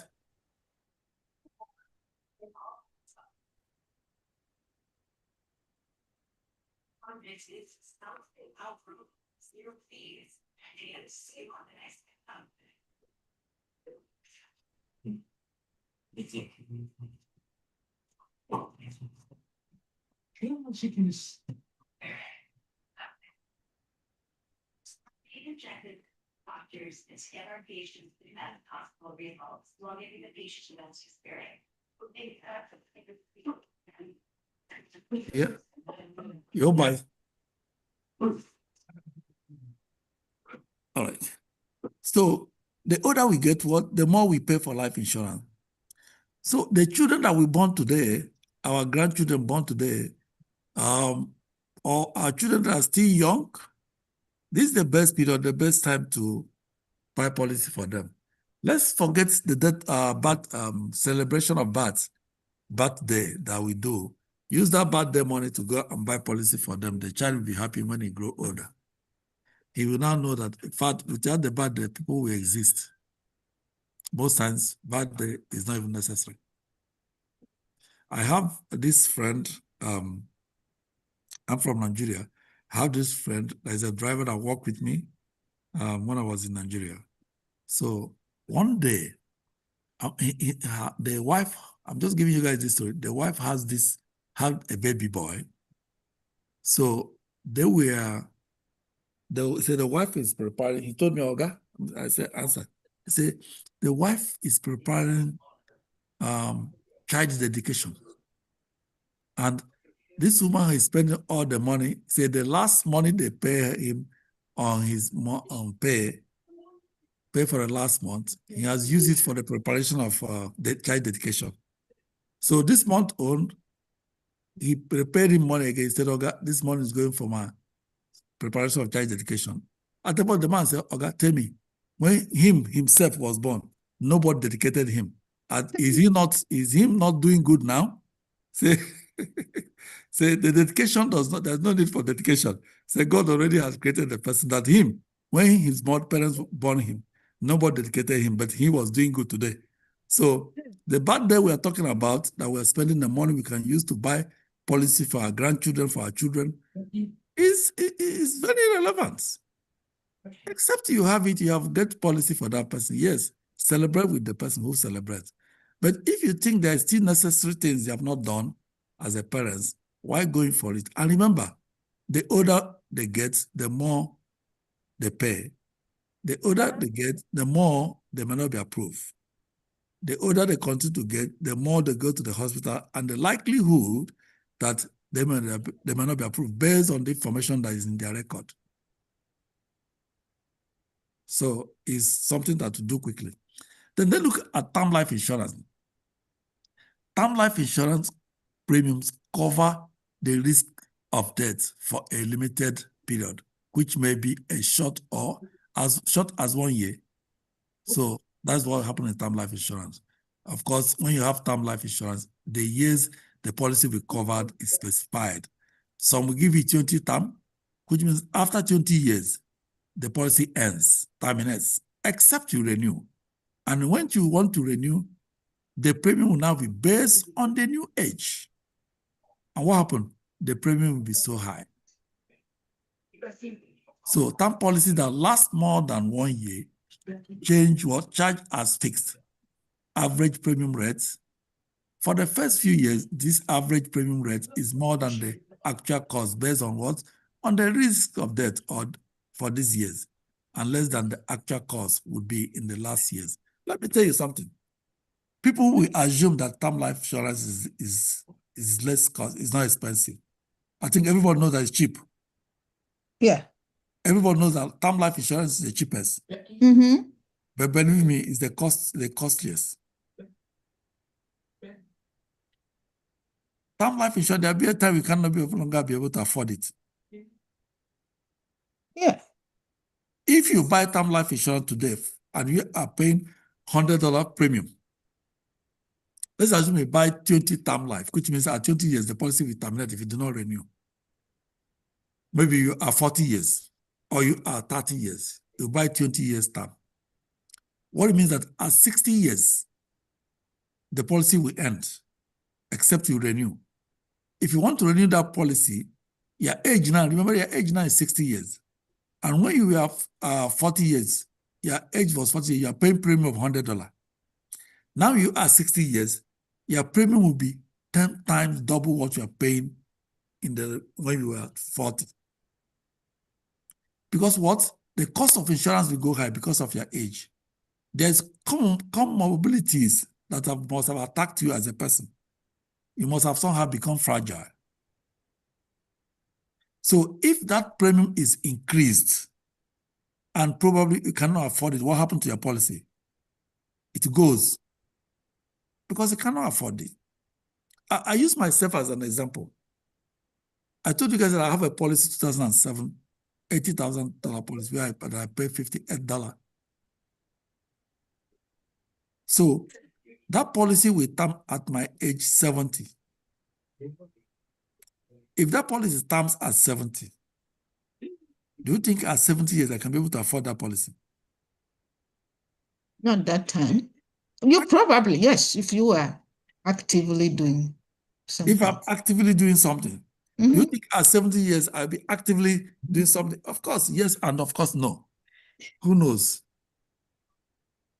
So if you cannot afford it, you will lose all the money you've been paying all this time. Yeah, of course, except you have return on premium rider. And how many of us have the knowledge to ask return on premium rider on their policies? Yeah. If you cannot afford it, it terminates, the policy ends. Nothing comes to you if you don't have a return on premium rider. One more question, sir, about the return of premium rider. Is it just let's say if the premium is 1,000, they'll just give you back 1,000 after taking all their expenses, or is it a accumulation of all the premium you've been A paying? combination of all the premium. Okay. After taking out the expenses. After taking out all the expenses on there, then the remaining one, they give it back to you. That's when you have a return on premium rider. If you don't have it, everything goes. Okay, one more question. So let's say right now I have a term for like 2 years. Can I go back to them and tell them that I want to add the rider? No, the contract has been written. So it has to be done in the beginning. Yes. Ah. Remember, So after, what is that 2 years thing? Or when you have to, what's that? But if you wrote a policy 2 years ago, it's still you can still convert it to permanent or whole life policy. No, but you cannot add to the rider. No, the rider cannot it cannot add because the contract is now binding. I know what you're talking about is contestability period. That's what you're talking about. Yeah. During the contestability period, you are not to add anything or to remove. So what is the advantage of that then? The advantage of that is this. The insurance company can, in that period, can decide that, oh, they found out that you did something bad, they cancel the policy. So it's to the advantage of the insurance company. Of course, is a clause. What do we call it? Is optional clause. For the optional clause benefits the insurance company, and conditional, no, permanent. I can't remember the next one. Benefit the insured. Who remembers that for me? Optional clause benefit the insurance company. And what we have 2 types of provision. Who can remember? We have 23 types of provisions in insurance company. Then 11 optional, 12 mandatory provisions here. Mandatory provisions. So the mandatory provisions, what favors the insured, benefits the insured. 11 provisions which are benefits optional, the insurance company. Yeah, so it's an optional provision. Wow. Yep. So, but if you look at it critically, who is totally benefiting in the insurance business? It's you. It's you. Remember, you can pay a policy just 1 month, 1 month payment. The next month, something happened. The insurance company is obligated to pay you benefits. It's contract of unequal value. And what contract of unequal value is called what? Who can remember? Contract of unequal value. Who can remember? I forgot. I read that. Oh my God. What? Oh my God. What's that? Alitry. Huh? Alitry. Alitry, good. So that's how exam is. Oh my God. Insurance company's contract of unequal value, which is called Alitry contract. Please, some of this is you must see it in the exam. That's why sometimes I throw them out. in the course of discussion. Electric contract means that contract of unequal value. Insurance contract is the contract of unequal value. Who benefits when it's unequal value? Is you. Is the insured benefit more than the insurance company? That is why the 12 mandatory provisions is there to protect you, is there to make sure that you benefit. The National Association of Insurance Corporation work towards making sure that the customers or consumers are well protected. So during the 2 years of contestability period, the insurance company can find out that, look, this human being lies. This human being said he was born on 12th of July 2020. But I found out that this human being was born on 12th of July 2022. Now, based on that, he lies, committed fraud. I'm going to what? Cancel this policy. I'm going to terminate this policy, whether you're paying premium or not. But after the 2 years of contestability period, the insurance company now found that this man lies on his age. They don't have the power.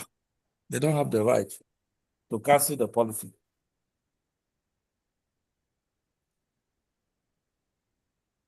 Just excuse me, please. Excuse me. Okay. Yeah. Yeah. Hello. Hello. Yeah. Good evening. I'm good.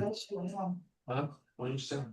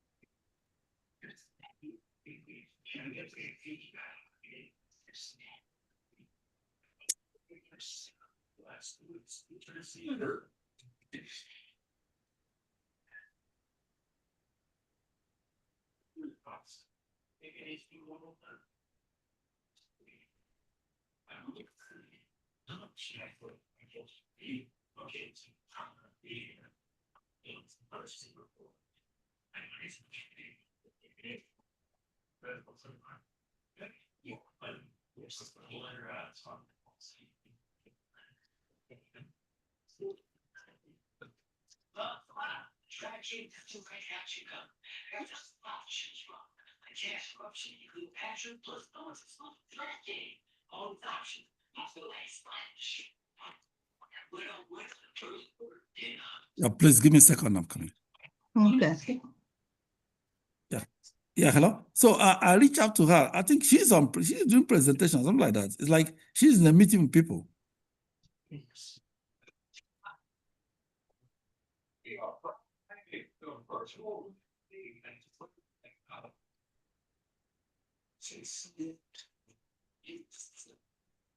Oh, what? Bukala hinya nang. Just kidding. All right. Sorry, everybody. Okay. Yeah. So we are talking about term life insurance. So for the first few years, this average premium rate is more than the actual cost based on the real risk of death or for those years, and less than the actual cost would be in the last years. So as we age, the cost of insurance on our head, what? Increases. It increases. So when it increases, your premium increases. So it's good we do it on time.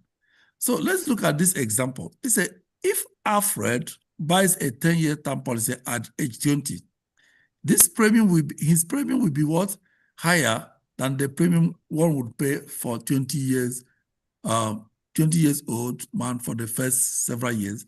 However, his premium will be lower than that of 27 to 28 years old man seeking the same coverage for a single year. So whenever we want to renew a policy, it goes up.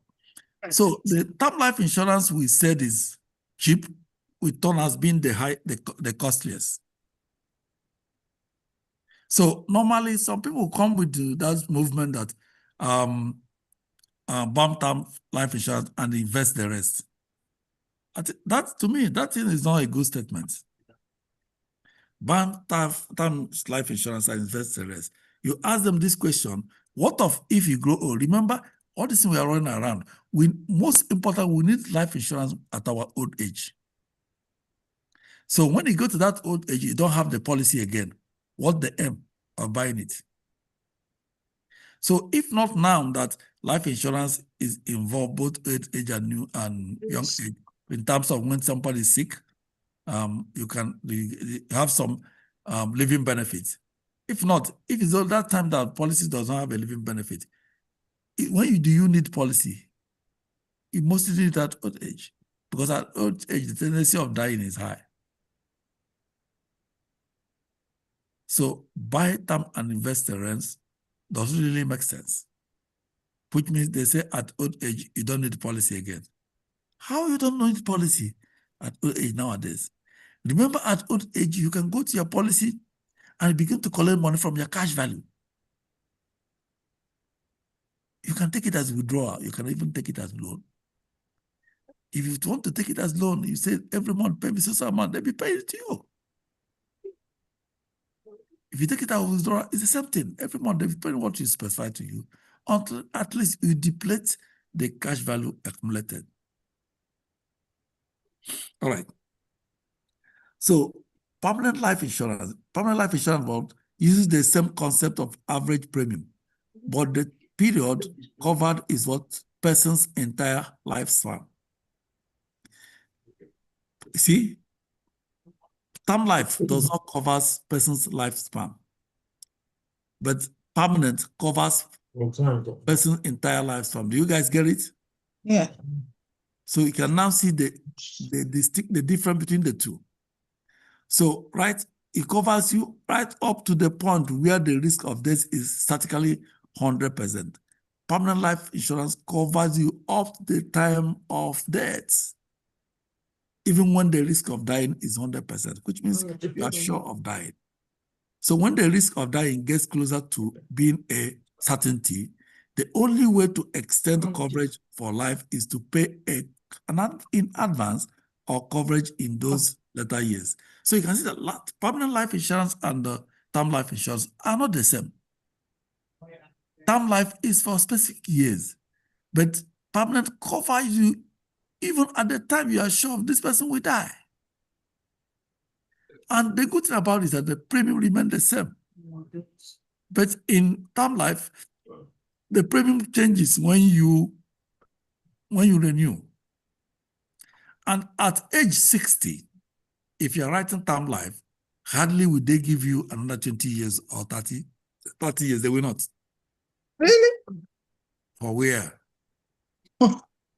Highest they will give you is 10 years. Because they know by 70 to 70 something, the chances of dying is there. But you buy this permanent, from the time you buy it, take you to when the person passes, and the same amount you'll be paying. All right. So let's go temporary life insurance product. What is a temporary life insurance? What is temporary life insurance? It's term life insurance. It's temporal. It's not permanent. It's for specified years, specified number of days, number of years. You must specify the years you want to buy. They will tell you that if it's 20 years term, it's also amount. If it's 30 years term, it's also amount. If 40 years term, as the term increases, so the premium increases. So being an average middle class person, you see 20 years term is $100. You see 40 years term is maybe $300. Say, no, let me go for 20 years term. which is $100. Because if you go to 40 years term, it's bigger, $300. And believe me, you can use that $300 you can pay for 40 years term to go and get permanent life insurance at that age. But however, the notion is there that term life insurance is cheap. Am I saying that term life insurance is bad? No. But is it going to serve you the purpose, particularly in your old age? Of course, no. So, term life insurance provides pure or temporary protection. What kind of protection does term life provide? Temporary, pure and temporary, pure or temporary protection, and is simplest form of life insurance coverage. It's the simplest.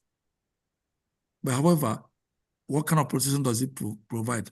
Temporary, pure or temporary. It essentially offers the maximum amount of life insurance at the lowest initial outlay. Lowest initial outlay. At the beginning, the cost of insurance is low. Because the cost of insurance is low at the beginning, what happened? The premium is low. So the initial outlay is very, very low. Does term life insurance provide low-cost insurance protection for a specific period and pay a benefit only if the insured dies during that period? So it can only give you benefit if the person who owns the policy, the insured, dies within the range of the term. If it goes outside the range of the term, with the person then benefit be paid? No. Of course, the person does not have policy again if the policy have terminated. So term life insurance is often called temporary life insurance because it's to provide what? A protection for a limited period. Do you want to have a protection for a limited period? I don't think so. So most people will argue that yes, it's good to have protection for a limited period, that at old age, you don't need it again. But believe me, at old age, you need the policy more than when you need it, even at a young age. Why? If you like a policy with a benefit, you need it more then. You need more then. You can talk in terms of term life insurance at old age, you may not need it because it does not add anything to you until when you die. This one is like joint life with survivorship. I hope you guys know that one term life is the same thing with joint life with survivorship. When the two of them die, right? Yeah, joint life with survivorship. Then they just take the beneficiaries. Yeah, that's what term life insurance is. Do you have another benefit from term life insurance apart from the death benefit? Any other benefit? No. So the period of term or the period or term for which these policies are issued can be identified as by years, 1 year term, 5 years term, or 20-year term, or age, e.g., term of age 65, term of age 30, term of age 20, term of age 100. Those are terms. Those are how term life insurance can be addressed. You can say, oh, I bought term life insurance when I at age 70. I think mine is term at age 70. So that's how it is.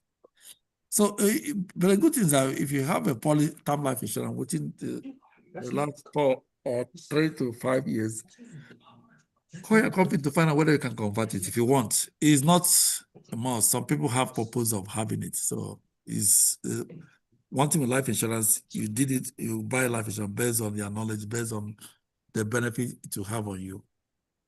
So therefore, you don't advise people to do away with their policy. It's not a good advice.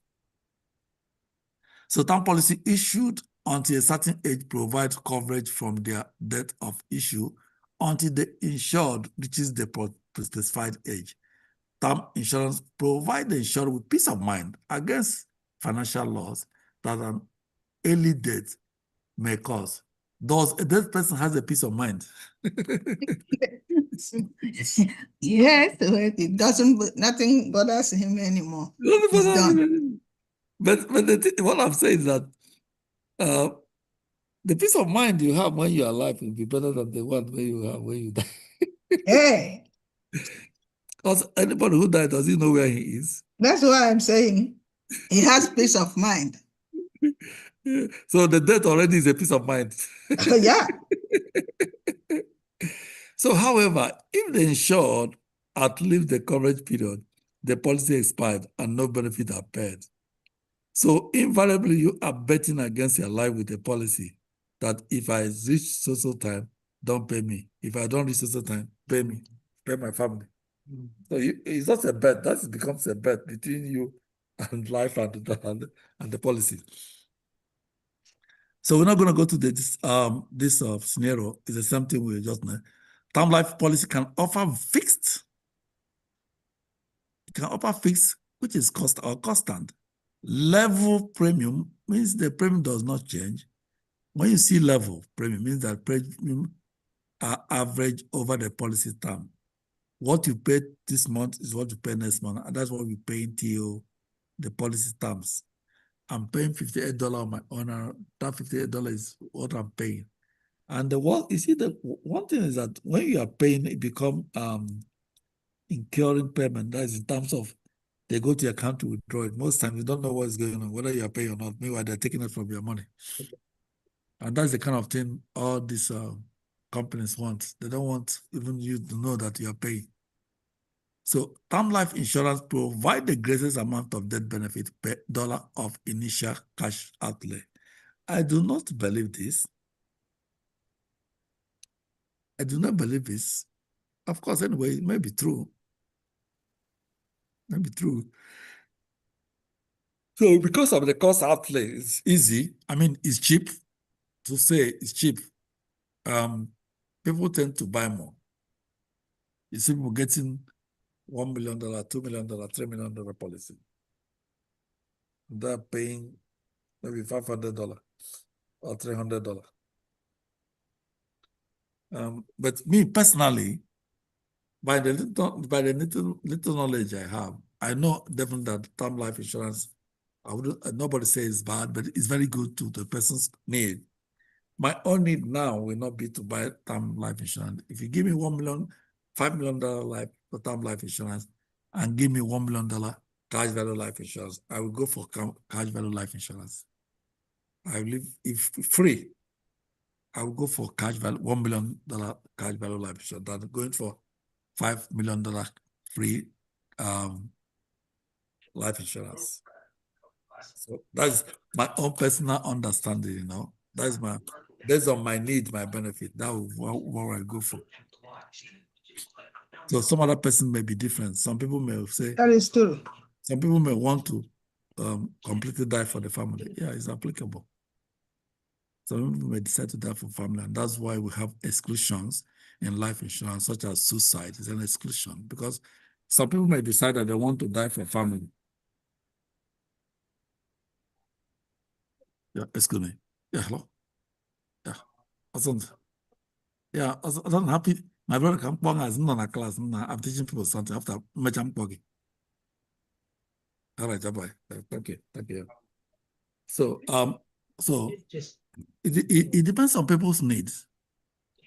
Their needs. If some people like to die, say they will let them die for family. So based on that, that's why we have exclusion on insurance. Suicide. If you have suicide is an exclusion, which means if you die of suicide, no benefit to you coming to you, particularly Right. for the first 2 years. Hmm. It's an exclusion. Suicide is an exclusion. If you have policy and you die on suicide in the first 2 years, no benefit will be paid to the beneficiary. It's an exclusion.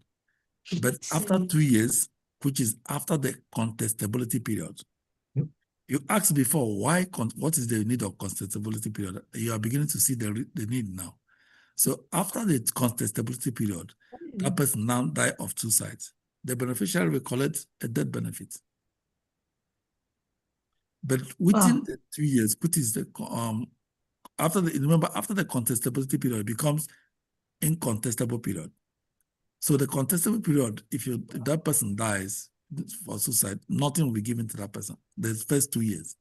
Then after the first 2 years, it become incontestable. Then the person be paid benefits, the person die of suicide. Yep. So term policy can offer fixed constant level premium because premiums are averaged over the policy term. Term life insurance provides the greatest amount of death benefit per dollar of initial cash outlay, of course. So the primary advantage of term life policy is what? The premium or cost of policy is substantially lower than the premium or cost of permanent or whole life policy that is issued for the same face value. However, unlike permanent whole life policies, term life insurance don't build cash value. That is the key. So you go for the one that build cash value, not the one that don't build cash value. Except the person doesn't want good thing. So an insurer may offer several different types of term life insurance policies. Several. There's several different types of term life insurance. Several. The available types of term life insurance policies are what? Primarily distinguished by characteristics of their face value, which is the death benefits. Remember, it's confusing some people most time. When you say face amount, face value, all of them are the same thing, the death benefits. They are called face amount or face value. They're the same. I hope everyone understood that. Okay. Face amount or face value, they're the same thing as death benefits. Okay. When you buy a policy, you say, oh, my face amount is so amount. Oh, my face value is so amount.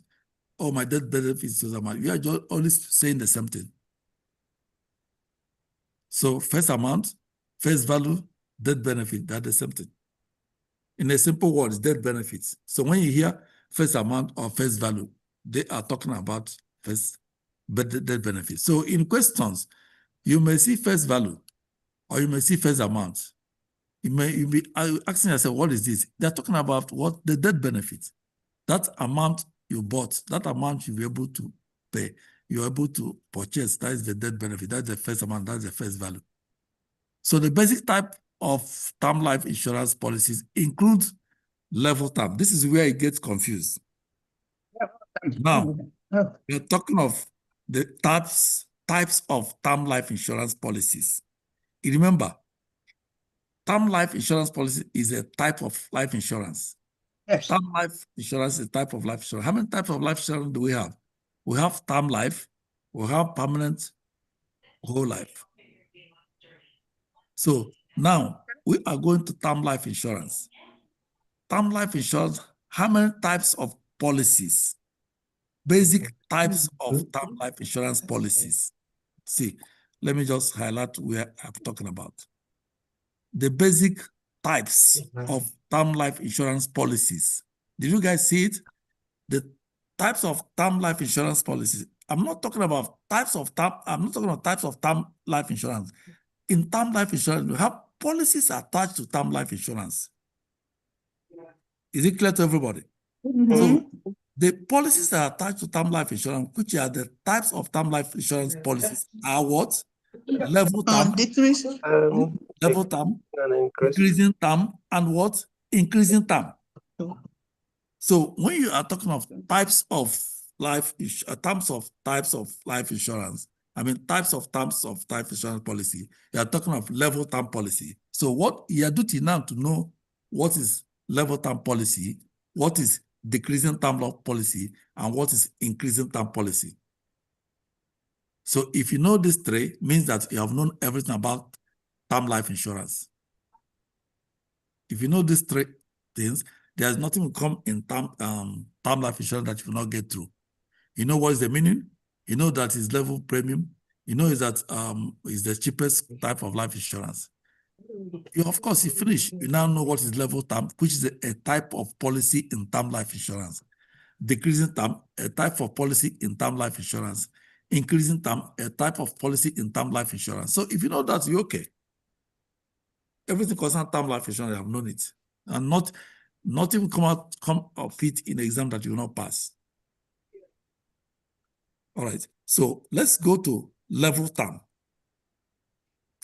All right, the first one is decreasing term. I think that's what they give us. All right. Yep. Let's go to, let's see what it is. All right. It's telling of decreasing term life insurance. That is the first one it's giving us. Decreasing term life insurance. What did I say about decreasing term life insurance? For mortgage. Good. Mortgage. For mortgage. It's a loan. You see, look, everyone, look at this. Everyone see my graph? Mhm. Is everyone seeing the graph? Yes. All right. You see, I said the first amount, see here on the vertical side, the first amount is the same thing as the first value, is the same thing as death benefits. I hope you see it. So Mhm.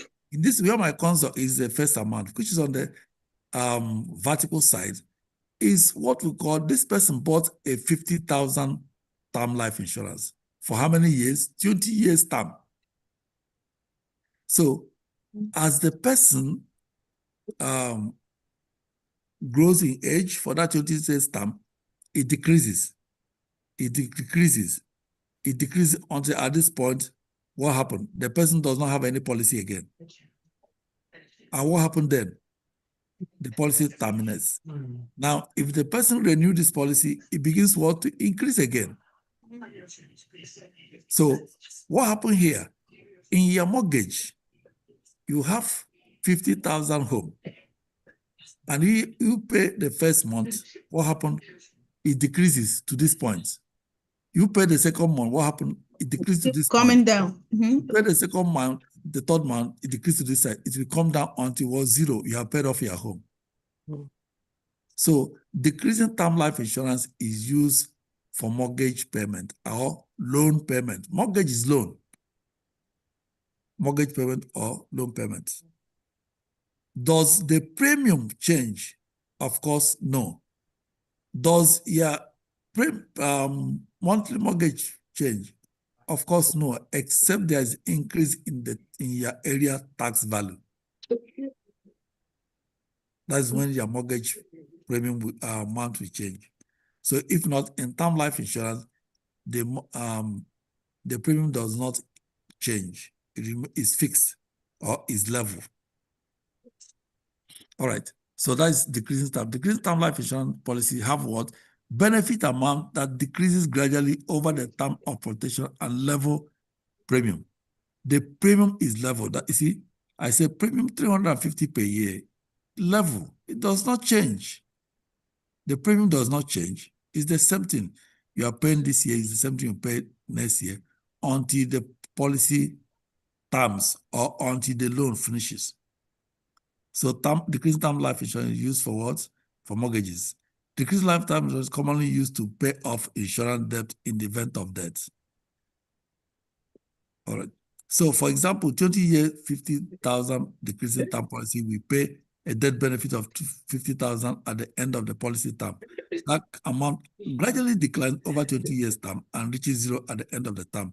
The premium for this policy, in this case, 350, remain level. Level means that the premium is fixed. The premium does not change. All right. So mortgage redemption insurance. So mortgage redemption insurance is a decreasing term life insurance. Did you guys see that? Mortgage redemption insurance is what? A decreasing term insurance policy. And its purpose is to provide policyholder with what? A way to have their mortgage paid off if they die before they are fully paid. Mortgage protection prevent the full burden of paying the mortgage from what? Falling off the shoulders of the surviving family members, with the design that the first value decreases and the balance remain on the mortgage decreases. So mortgage redemption is the same thing as term life insurance. So which type of insurance can you use to pay your mortgage? Decreasing term life insurance or mortgage redemption insurance. So in case you see the exam, don't get confused. I'm sorry, sir. For some reason, I'm not making the connection with the mortgage example that you are making. So, for example, I buy a house now, and God forbid something happens to me, I will get this decreasing term life Mhm. to pay off the mortgage if something happens to me? Yes. Okay. Yes. Which is that decreasing term life is also called mortgage redemption insurance. Did you understand? The decreasing term life is also a mortgage redemption insurance. Okay. Yeah. Yeah, but can you try to explain it with how it's decreasing until it gets to zero? All right. All right. So let's assume you buy a home, maybe $200,000. Every year you pay the money, you pay your mortgage. What happened to that mortgage? Does it increase or decrease? It It decreases. decrease. It decreases. It decreases. Good. Yes. Next year you pay again. Does it increase or it decrease? It It keeps decreases. Decreases. So it keep on decreases until you pay off the home. So I want you to look at this. Will just give you a clear view. Look at this graph. Do you see the graph? Yes. Do you see the green line? Yeah. See the green is the first one is 50,000, 50K, which is 50,000 from the top. It's going down. It's going down until it becomes 20 years. Let's assume your mortgage is 20 years mortgage, which means the house will be paid off by 20 years.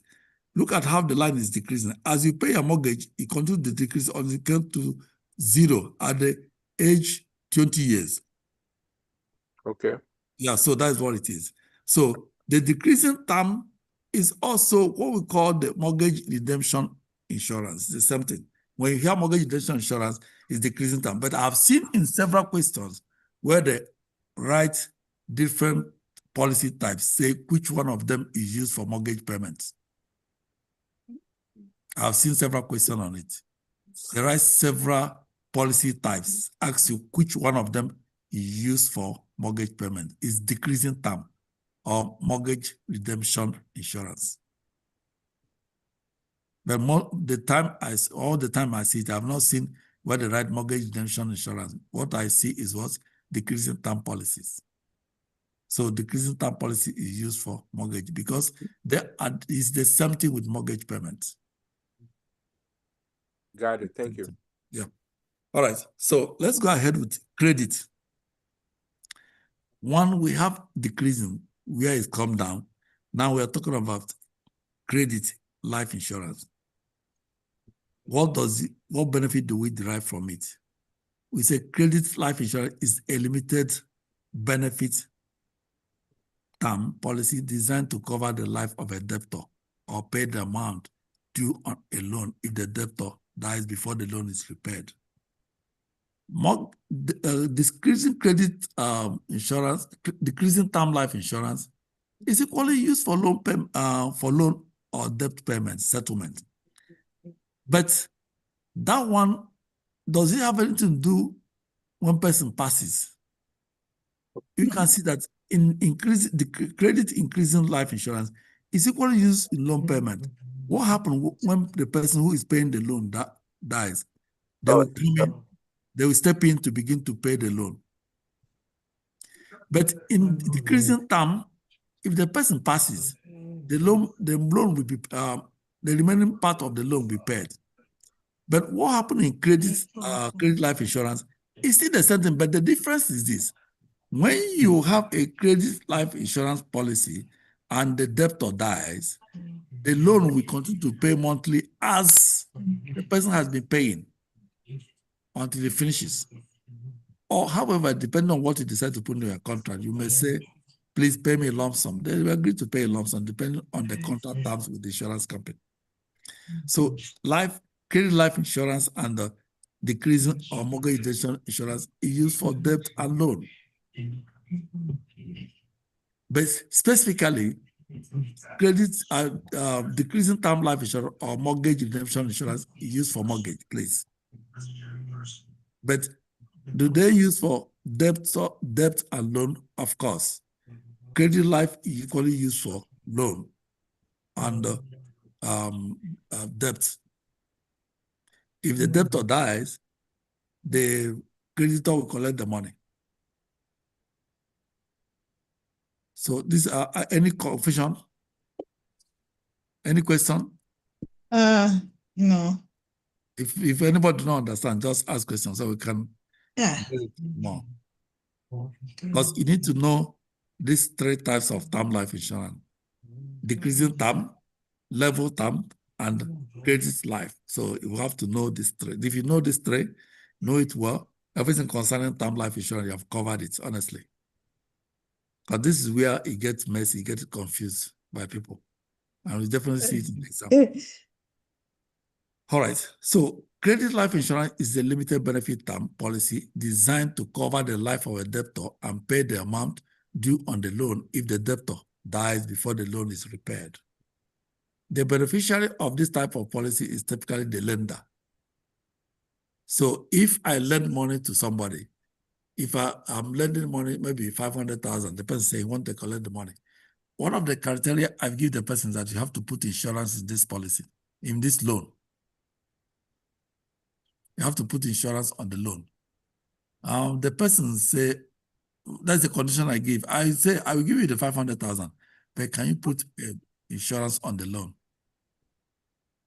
If that person is paying me $1,000 every month, how much policy is going to put? You're going to put a policy, insurance policy on the loan worth 500,000, and that we paid monthly, 1,000 every month. If it's 1,000 every month, remember the person is going to pay small.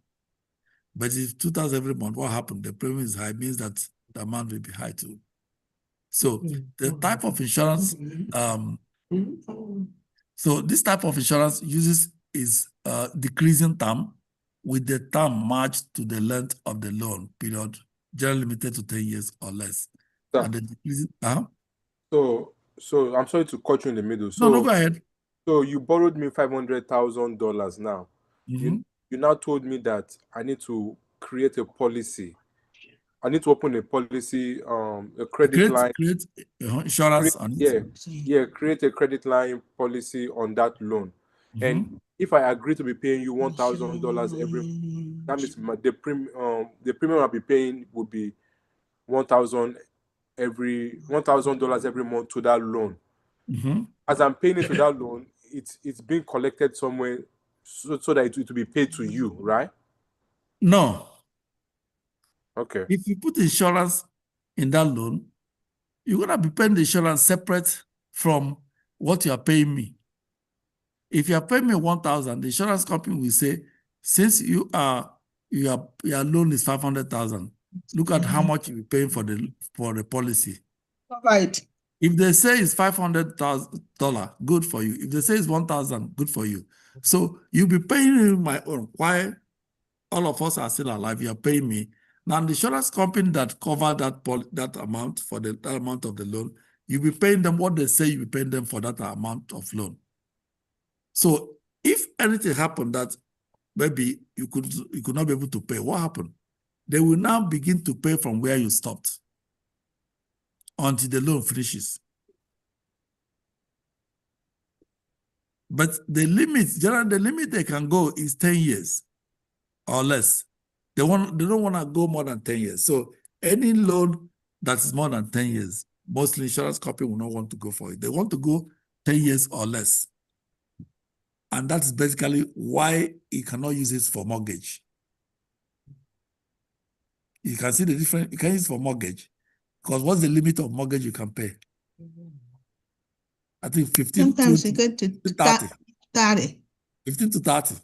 Yes. Yeah. So this one cannot go more than 10 years.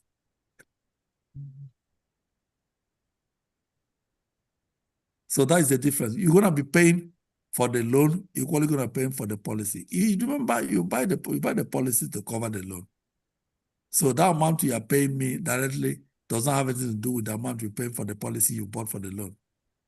So that gives you a double burden on the loan you borrow, on the loan you collected from me. So if you decide you can be able to afford the burden, good for you. Good for you. So what happened if you do not, the person did not pass and the person was strong, still paying before and finish up the loan? What happened? What you paid will go. It's insurance. Remember, is a contract of unequal value. Sometimes you get, sometimes you lose. That's why it's called contract of unequal value. Is that not true? Single. Yeah, it's allotary contract of unequal value. So you shouldn't expect to get more sometimes. Sometimes you get, sometimes you lose. It's contract of unequal value. So it's applicable. Okay, one more question. So the person, so the person that borrowed the money passes away, dies. Mhm. So the person that now lent the money, the insurance will keep paying that premium, but the person that now borrowed the person the money, how would they get their money back? All right. See, let me say Paul and John. Let me say two unidentified human beings. If John go to Paul, say, Paul, Mr. Paul, I need $500,000 as a loan. That John went to Paul, say, call Paul, say, Paul, I need $500,000 as a loan. What Paul will say? Paul will say, oh, Mr. John, I'm going to give you the money. You're my very good friend. I will give you the money. But I know that within Paul will say within himself, maybe John is 65 years old and Paul is maybe 50 years old or even the same 65 years old. Two of them is the same age. Maybe they're friends. Paul go to John, John come to Paul, say he needs 500,000. Now, Paul want to give John that 500,000. Initially, John, who borrows the money from Paul, is paying Paul 1,000 every month for the loan. That was the agreement. John was paying Paul 500,000, $1,000 every month. Now, John, totally knowing the age of Paul, Paul knowing the age of John, that this man is getting old. Now, the condition of borrowing John the money that Paul will put on the loan is this. Mr. John, my friend, I will give you the money, but please, I want an insurance on that loan. If you put an insurance on that loan, you don't need to pursue the debtor anyhow. If the debtor is loan, this is not your problem. You understand? Because the policy has a loan. The loan has a policy on it, attached to it. So if John, who borrows the money from Paul, is not available in terms of debt, or maybe is disabled, what happened? Mr. Paul, who gave the money to John, will now go to insurance company and say, please, Mr. John is no longer available to pay me my money. I need my money. He borrowed from me. So what will the insurance company do? The insurance company will ask Mr. Paul, when did he stop to pay?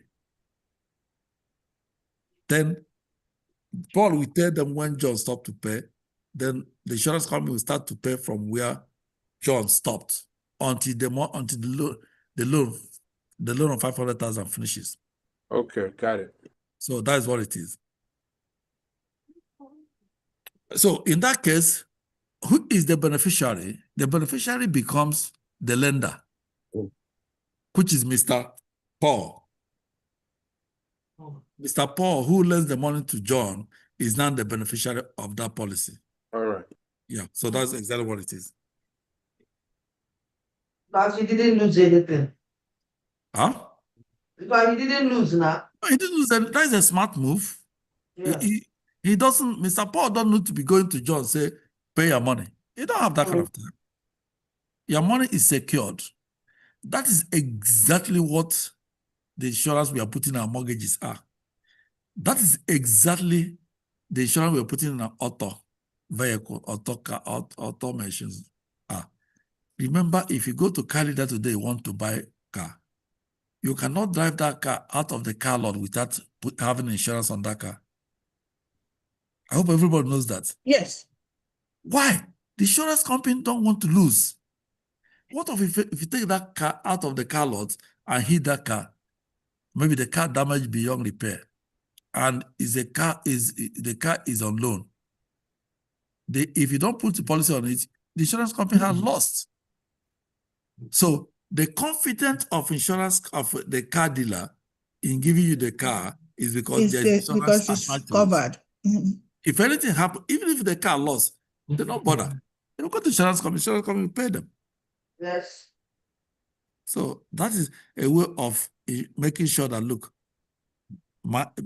having a rest of mind. It does they need to pursue you? They don't need to find you up and down. Of course, when they know you're not paying the monthly money you are paying, means that you may not equally be paying the insurance company. They will come on, collect their car back. Who lost then? It's you that lost. Because the car, they may still sell it close to what you have paid, or more than what remains. They may pay it and get the gain. So that's why some cars that come from insurance company are what? Less. They are not expensive. Even that's how, if you want to buy a home that insurance company forecloses. That banks foreclose. I hope you know that. Mm-hmm. If you buy a home that banks foreclose, what the bank is looking for, bank is not looking to make a gain. They're just looking to get the amount. The exact amount remaining. Exact amount that remains. Yes, you got it. So they're selling off a home foreclosed. If that home is multi-billion-dollar home, they go and see that home and they foreclose that home. What remains in that home is 50,000. What bank will sell it is exactly 50,000. They're not going to add any 1 cent on top of it. No. So that's why sometimes homes that bank forecloses is very difficult. There's a lot of competitors. Because most time bank executives want to buy it. More especially if it is a home that's big enough, some estates, they want to buy it. Because just like you are you are moving on the road, you just see some bags of dollar you pick. That's exactly what it is. So if you're lucky to buy a home that bank forecloses, then you got it very, very cheap. Very, very cheap. Car too, if you go to auction, those who have gone to auction, you want to buy a car, you go to auction. You see a car that banks repossessed. It's cheap. They're not paying it, they're not going to get extra money put on it. You buy it exactly the amount that remains on the loan. So it's equivalent to you having insurance put on the car, put on the loan. So it's the same thing. It's increasing term or is decreasing term. All right. I think where are we? I think I think we're gonna stop here. Yeah. I think we will start in the morning with increasing life insurance. We started at 6 o'clock today. So tomorrow it should be tomorrow is the other ones. Are you sure we're gonna do in the morning? No, we're not gonna do it in the morning. No. Tomorrow is so Sunday. Is in the evening tomorrow? Yeah, it's the evening. Normally we do in the evening by 5 p.m. Okay. Except if anything change, if we're not gonna do, then I'm gonna. All right. We don't do tomorrow Sunday. Yeah. This new one now we don't. Previously we were doing on Sunday, but this new one we don't do on Sunday. We start on Monday. Doing on Sunday. Huh? We won't be doing on Sundays. Yeah. Last Sunday, did we do on last Sunday? No. Yeah, we keep Sunday apart. We stay Monday to Saturday. Okay. Yeah, Monday to Saturday. Yeah, we don't do on Sunday. Yeah. So that everybody will rest and do. This Sunday is for the time for you to read. So we start Monday again by 8:30 a.m. Central Time. We start with increasing life insurance. So we're gonna this one is very big. This policy type is very big. We're gonna do permanent, all of them. We'll talk about permanent. We'll talk about the different types of policy in permanent. So it's a whole lot of things there. Wow. All right. So that's exactly what it is. We're gonna see on Monday morning for those who want to log in, Monday morning by 8:30. We'll see Monday morning by 8:30. So please read for those who are going to write the exam. I think, is it Chinoye? Yeah. Which other one that I say remain that you wanted us to look at? That was All right. yeah. All right. We'll do it next week now. Okay, sir. Well, we'll do it next week. All Okay, I right. think that any other question from anybody? Any other question? So please just revise. This thing is easy. You pass it. We are Now we just are going to pass. Sure. yeah. Just We will pass. revise. If you are revising, see anything that difficult, to bring it to the floor. All of us will go through it and help you understand it. Yeah. Mm. All right. So Thank you so much. if there are no questions, good night, everybody.